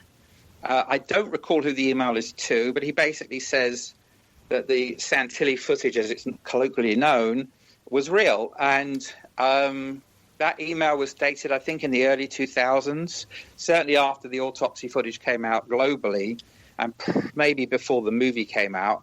But you can find it online. It's been published in many places, and you'll see it, and it says what it says. And it just gave us the credibility that we'd otherwise lacked. But it didn't, I've got to be honest, it didn't really bother me one way or the other, because I'm proud of it. I'm proud of the movie. I'm proud of what we did. Even the fact that we turn up in every top 10 hoax programs, always in the top 3 or the top 2 or whatever, is a compliment in itself, because although it wasn't a hoax, truly, some of the footage was added afterwards, which we've never denied. And people celebrate it, and they celebrate it to this day. And even now, I'll arrange meetings with people or whatever, and they'll look me up and they'll go, "Are you that guy? Are you the Alien Autopsy?" I go, "Yeah." I'm very proud of it, because why wouldn't I be? So, but you can find that email online. It's around. That's really interesting. Go ahead, Commander. What I want to know is, do you think this is the year that substantial disclosure will come out? the buzz seems to be that with all the mounting events that have been disclosed, and I think your film probably is, at the lead, at the point of this. Do you think this year might be the year that it all substantially comes out? Yeah, I think there's a very good chance that. Well, no, I say that. There's a good chance, there's a 50-50 chance of it coming out in any year, and that can either be based on government information or there's an alien craft that crash lands in the middle of Times Square and they can't clean it up in time. So who knows? I've always said the public wouldn't know about aliens until we were on the brink of some kind of nuclear disaster when they'd have to step in and stop us from annihilating ourselves. But I don't know. I mean, can the world population handle that news? How do they deal with it? The religious connotations and the all the years of denying that governments have to turn around and go, we're only doing it to keep you guys safe. Well, I've never believed aliens are dangerous. I've never believed they're here for any purpose other than to benefit mankind. But that's just my opinion. I really don't know, and I don't know if it's this year. I saw a video of a guy who claimed to have gone into the future a few years, 2 or 3 years or something, and he says in his video that aliens were known to exist. And I think he was like 2 or 3 years into the future. It might be complete and utter rubbish, I'm sure it is, but he just happened to mention that as a possibility. As a fact. He mentions it as a fact. Let me just throw this out. So let's just say aliens walked among us, okay, and that governments know about them and so on and so forth, and that we somehow, it always seems to be hand in hand that we're somehow privy to some alien technology. Wouldn't we live in a different world? Do you know what I mean? Wouldn't we? I think we do live in a different world compared to the 60s and the 70s. We live in a completely different world. Mm-hmm. Good point. Look at all the technology at our fingertips. Look at the phones. Look at the computers. But is that from the alien? Internet. Do you think that's you don't think humans were responsible for that stuff? I mean, I don't know. It's possible either way. It could easily be reverse engineering. It could be alien technology handed to us. See, I think is that if you take someone like Google, Amazon, all these like huge mega companies, if the secret of anti-gravity was out there, wouldn't they have it? Wouldn't we all have anti-gravity sneakers or something? But maybe the aliens don't want us to have it.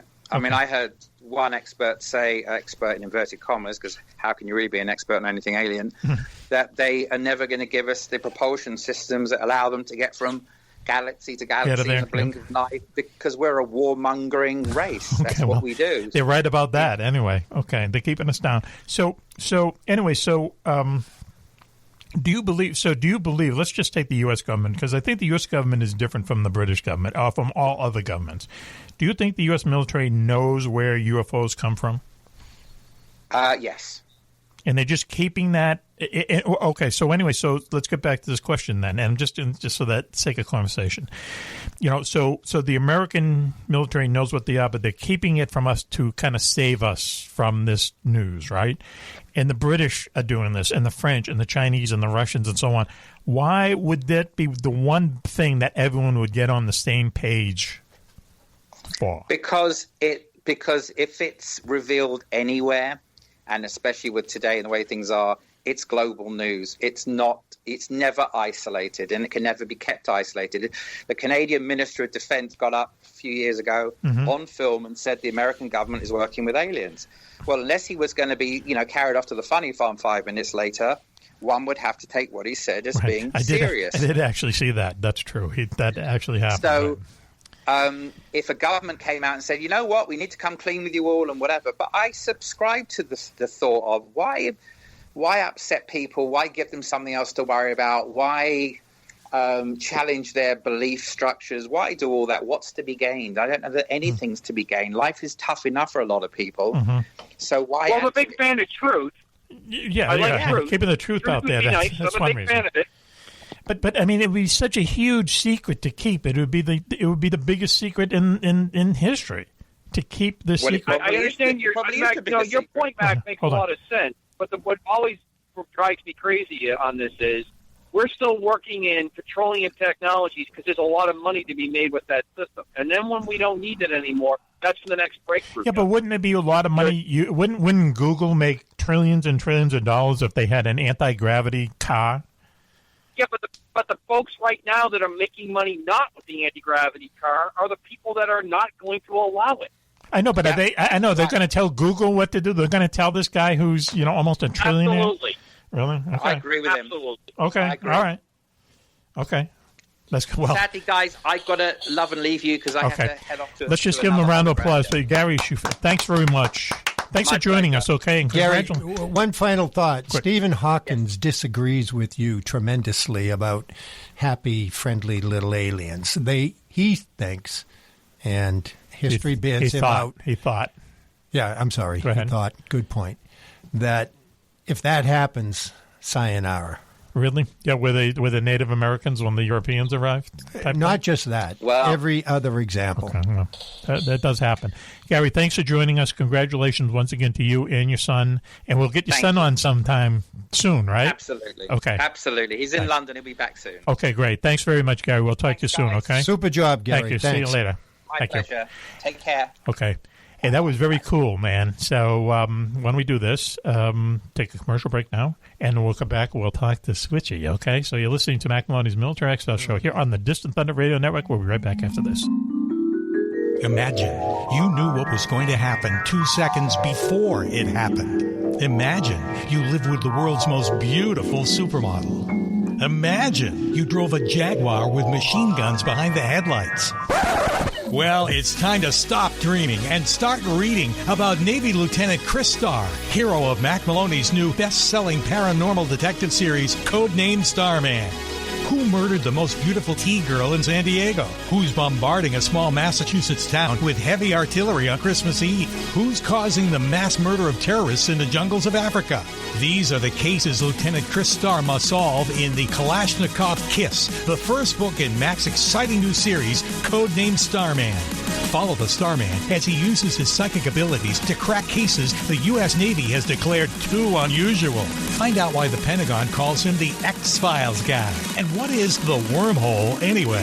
To find out, get your own tomato can and be ready for action, strange adventures, paranormal activity, and lots of cover models. In Codename Starman, The Kalashnikov Kiss by Mack Maloney. On sale now at Amazon and your local bookstore. Maloney's Military Expo Show here on the Distant Thunder Radio Network. This is Macaroni. Wow, what a show we have for you tonight. I don't know, there's something weird in the Force. There's a disturbance in the Force because the very famous one is not here, girls. I'm sorry. It's just not the same without him.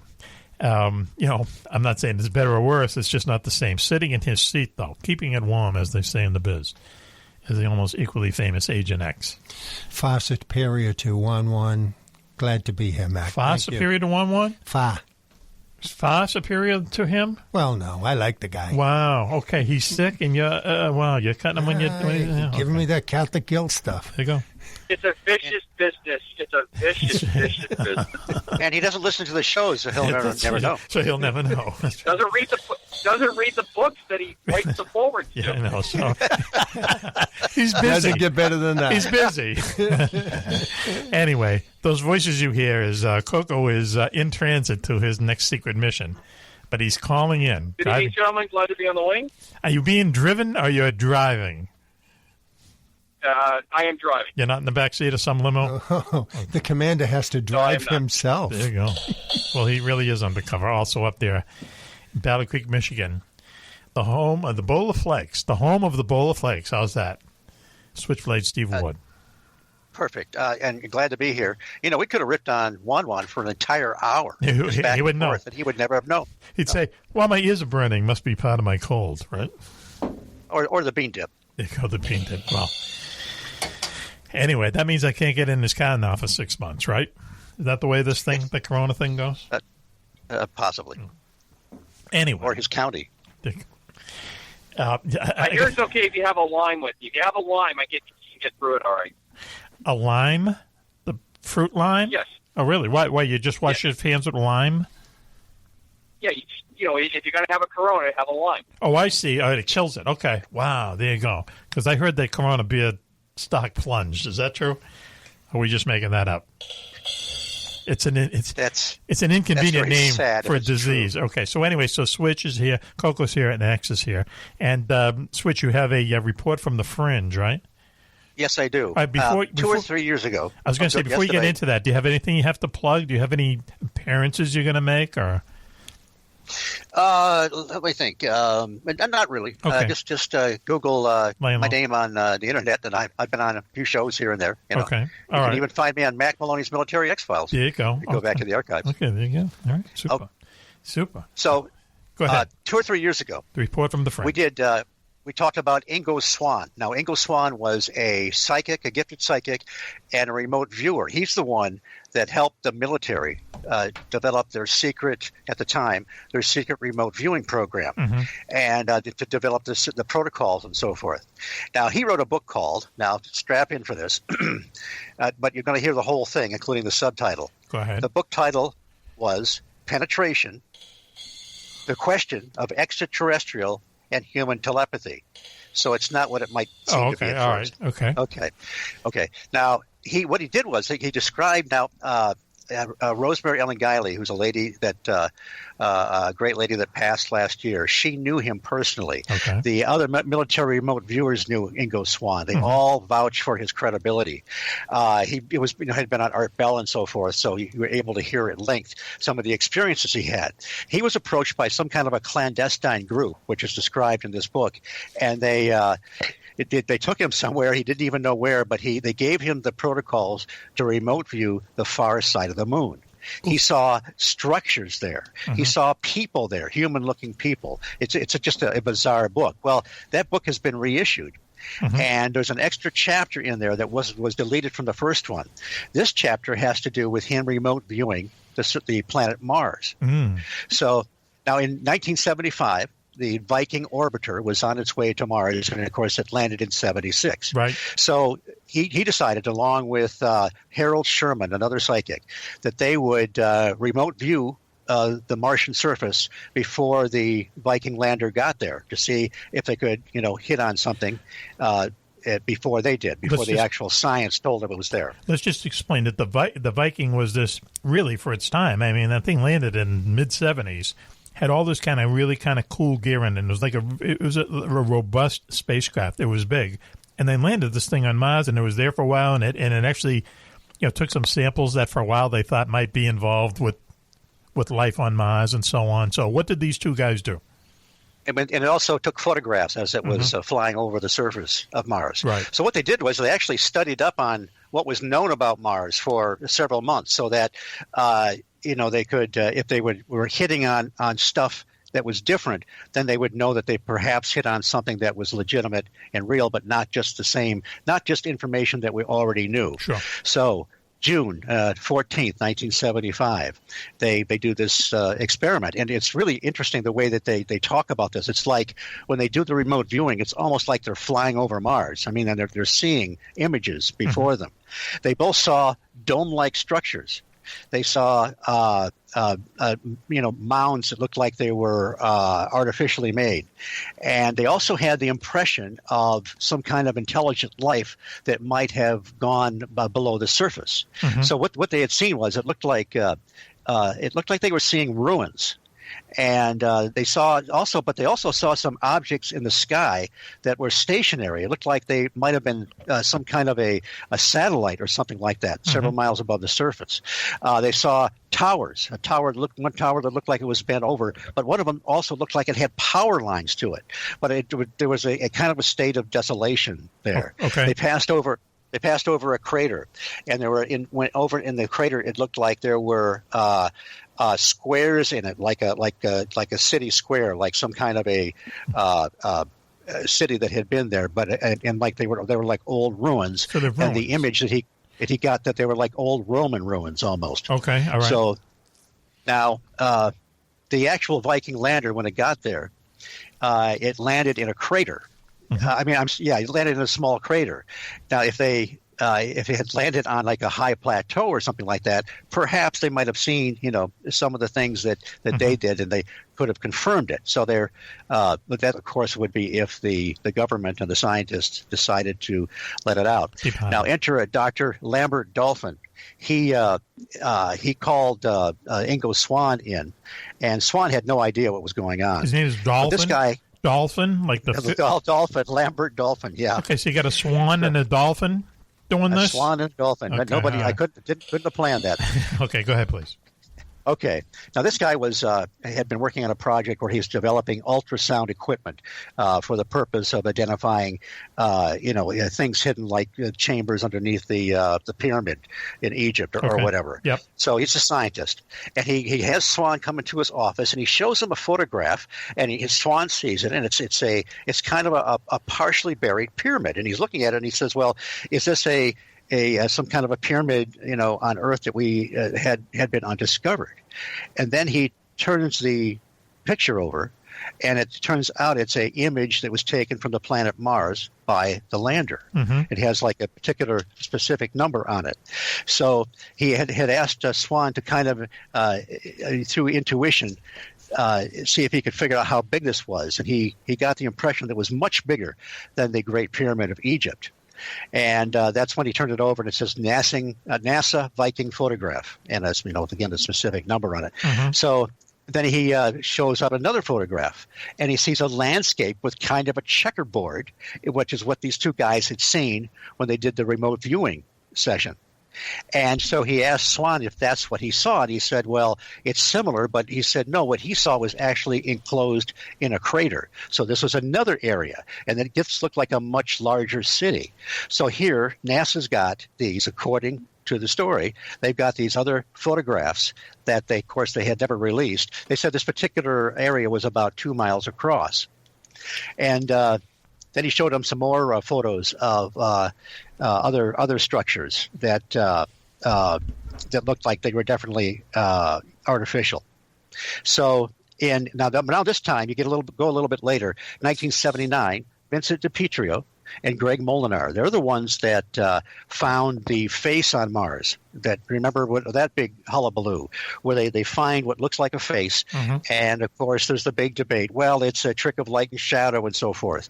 And later on, Richard Hoagland gets in on it. He writes the book The Monuments of Mars, City on the Edge of Forever, because these two guys, Vincent DiPietro and Greg Molinar, they did all kinds of measurements and so forth. They found other structures in this general area, and of course these were photographs that were released, and that's where they found what looked like a 5-sided pyramid and other pyramids. And if you look in Hoagland's book, when you look at the image, the way all the lines and everything line up, it looks like it's a partial city or whatever that had a particular purpose in the way it was structured and built.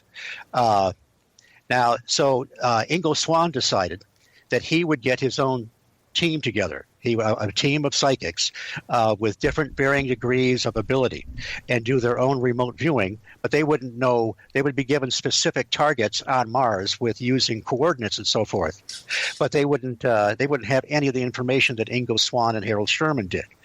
And so they were going to do a psychic probe of specific areas, and this occurred. Okay, go ahead. Wow. Okay, this occurred before the book put out by Switchy. Molinar. You just said the secret word. That's all. Oh, okay. Probe. Am I going to win that My Pillow? Yes, you are. That thing. Oh, good deal. It's on the way. I could use some rest. Okay. So this is before their book came out, where they're talking about the face on Mars and so forth, and it's about 3 years before Hoagland's book came out. So they didn't have any of this front-loaded information to pollute their remote viewing. So what they did was they had 5 psychics. They're all in different cities. They've got their targets are in envelopes. They've got the specific coordinates in the envelopes, and they were all given a specific time. It was 5:30 p.m., June 15th, 1984, and so they all start to get their impressions. And what they did was he had them tape record their impressions and draw sketches and make notes and so forth. And so then they put them all together. All of them described similar things. They described a crater that was a good-sized crater that at the bottom had ruins of buildings and so forth. And on the very lip of this crater, they all saw this very large pyramid. And one of those guys is he in this new book, the reprinting of Ingo Swann's book, Thomas M. McNear, lieutenant colonel in the U.S. Army. He was one of the guys. He was one of the remote viewers, and so he writes an afterword in the book. And he was one guy that was particularly trained with Ingo Swann, and he worked with him for years, and he had nothing but good things to say about Ingo. He said he was a creative genius. He was a gifted artist, writer, teacher, a mentor, and a visionary. I've never heard anything bad about Ingo Swann. Mm-hmm. Now, this guy said that during the session, he encountered entities, and he communicated with them. And when he's writing about this, you could tell he's kind of he has a hard time talking about it. He said that the only reason that he came forth and talked about it is because of another remote viewer. Now, you've heard the name Joe McMoneagle. Yes. Joe McMoneagle was part of the Stargate program. He was on the ground floor of the remote viewing, the military remote viewing organization. Yes. And in his book, Mind Trek, he talks about they gave him also, the facilitator gave him coordinates on Mars. And so Joe McMoneagle also seemed to contact entities on Mars. Now, they gave McMoneagle, some of the classic photographs of the face on Mars and some of the other areas around there, and he describes them like they're real structures, and that one of them is even hollow. One of these pyramids is even hollow inside. But then what they did was he got the impression of some kind of entities or people, but they were as if they were long gone. And so the facilitator has him follow them, the remote viewing. And apparently, if again, we don't, even McMoneagle would tell you that, if you can't get real feedback, you have to take these things with a grain of salt. But it took him back in time, and he saw the Martians. They're tall, they're sort of skinny. Something had happened to Mars. It wasn't a war or things blowing up. He said he was vehement. He said it was some kind of a geological event, something, perhaps Mars was hit by a large meteor, or even a close pass by a comet perhaps could really disrupt the geology on Mars. And everything is kind of cloudy. It's like you can barely see the sun. And it was one point where McMoneagle says that he's communicating with one of these Martians. And he did. Now, of course, McMoneagle didn't even know at this point. He did not know he was on Mars. He didn't. These were all blind targets. He found this out afterwards. And he said that this entity he was talking to, the impression he got was that's where he got the idea that this was some kind of geological event, and they had sent some kind of their people or a craft elsewhere to try and find a place for them to survive.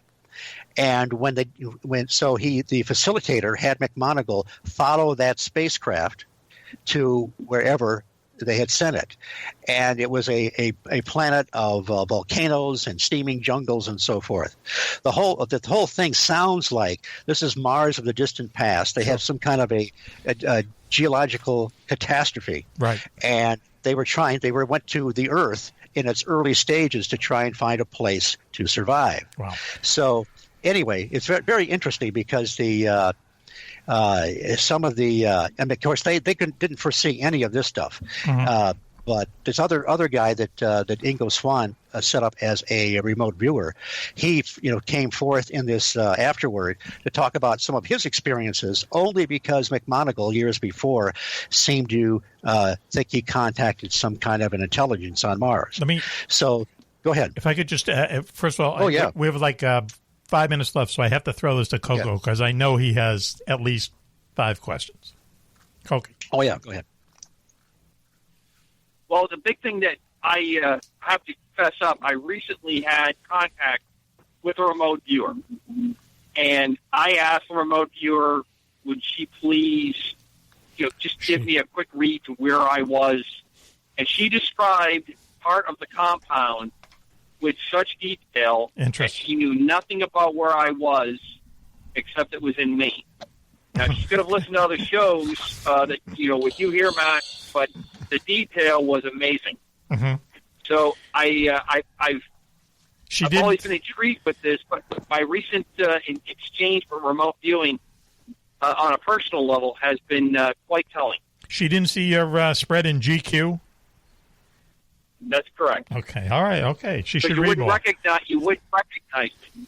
Well, it's funny because we used to have, when I was on KGRA years ago with Race Hobbs, we had a remote viewer on once, and he and he described to us exactly what was what I was in one studio and Race was in the other, and he told us certain things about it that were just unbelievable, and right. it works. On some level, it works.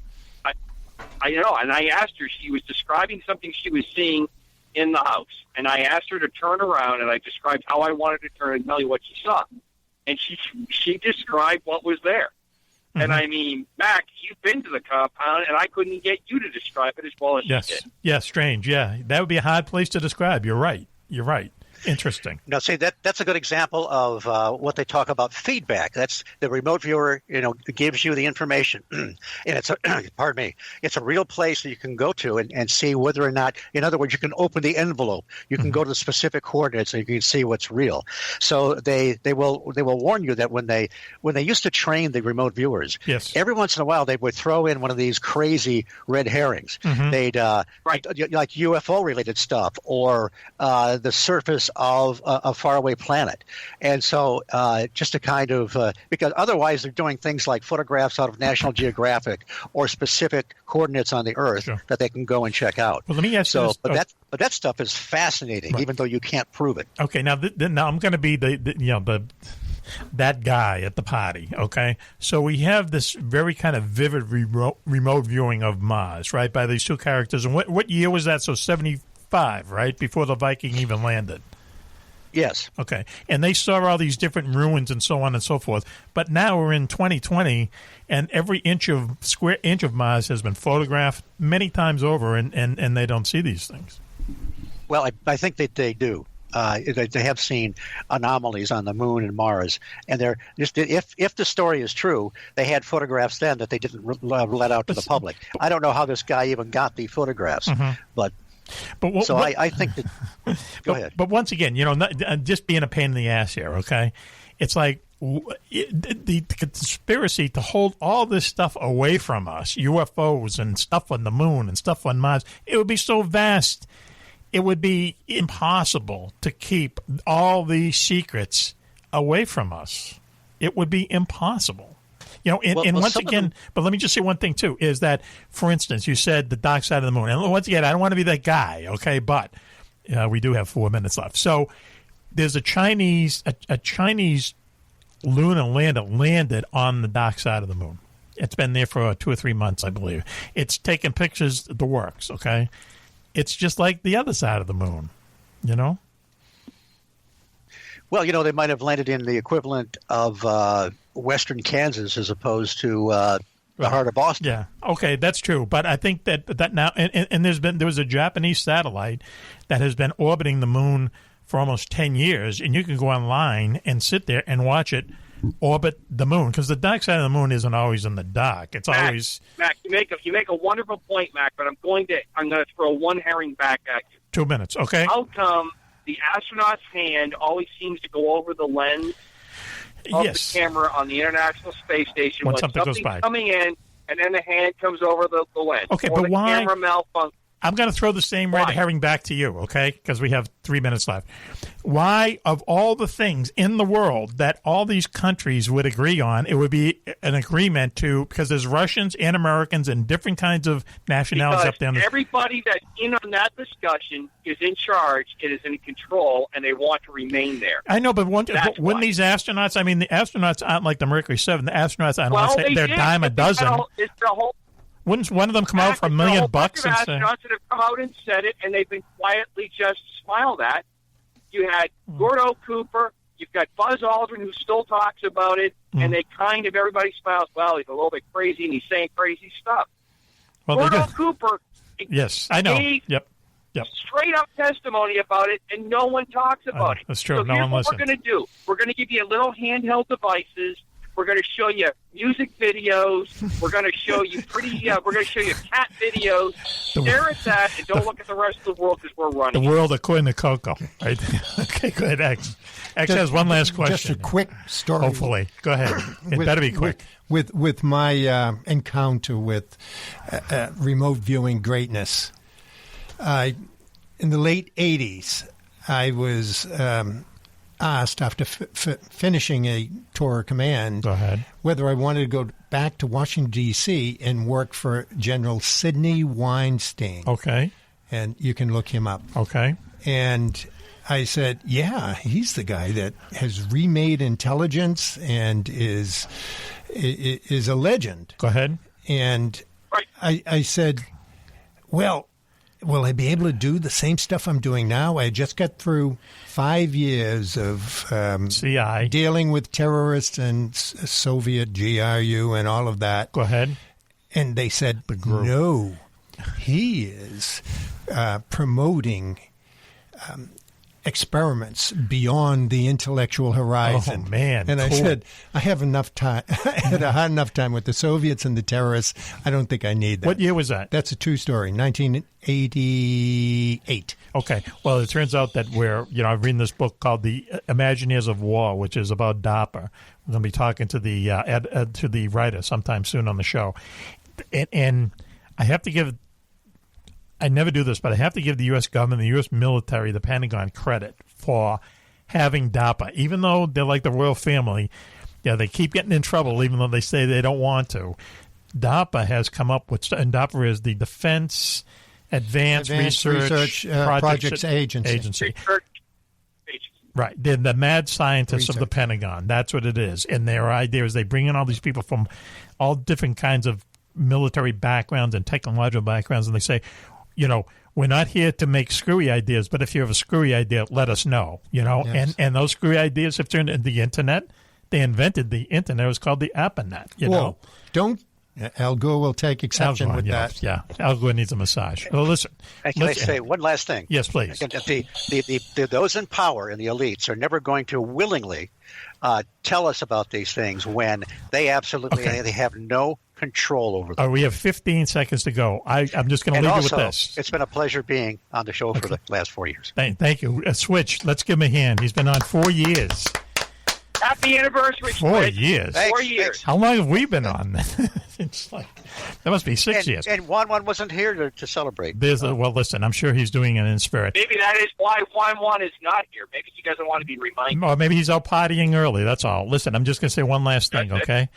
All right, this is March 3rd of 2020, and this I cannot not believe that if the President of the United States at the present moment knew anything about what UFOs were from or any kind of information on UFOs, he would have tweeted about it 1 hour after being sworn in. That's why I don't think the U.S. military knows what UFOs are. I think they know they exist. I know they know they exist.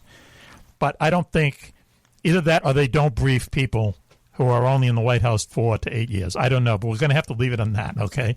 X just pointed at me and said, that's right, and now he's doing a hallelujah. Hey, listen, thank you very much to Gary Shoefield for joining us tonight.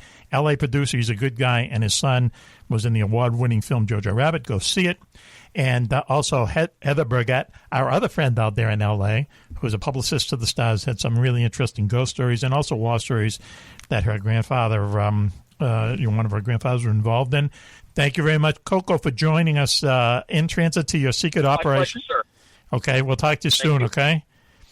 Okay. Have you pulled over for coffee or anything? You're just driving straight through? I am. I'm on that special medication, buddy. I'm going straight through. Okay, perfect.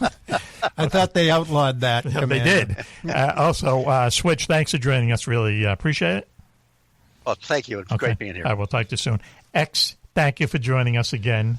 Delighted to have been here. Thank you. And we'll give you a health update on Juan next week. So this is Mack for the rest of us. And also we're a podcast now. Go to podbean.com, Mack Maloney's Military X-Files podcast. We get suddenly we get listeners all over the world. 127 people in New Zealand listen to us. But they probably don't have that much to do there, right? Okay, anyway. Beautiful place. On that note. I love Christchurch. This is Mack for the rest of the gang saying, until you hear us again, be safe, be happy, and... Bye-bye.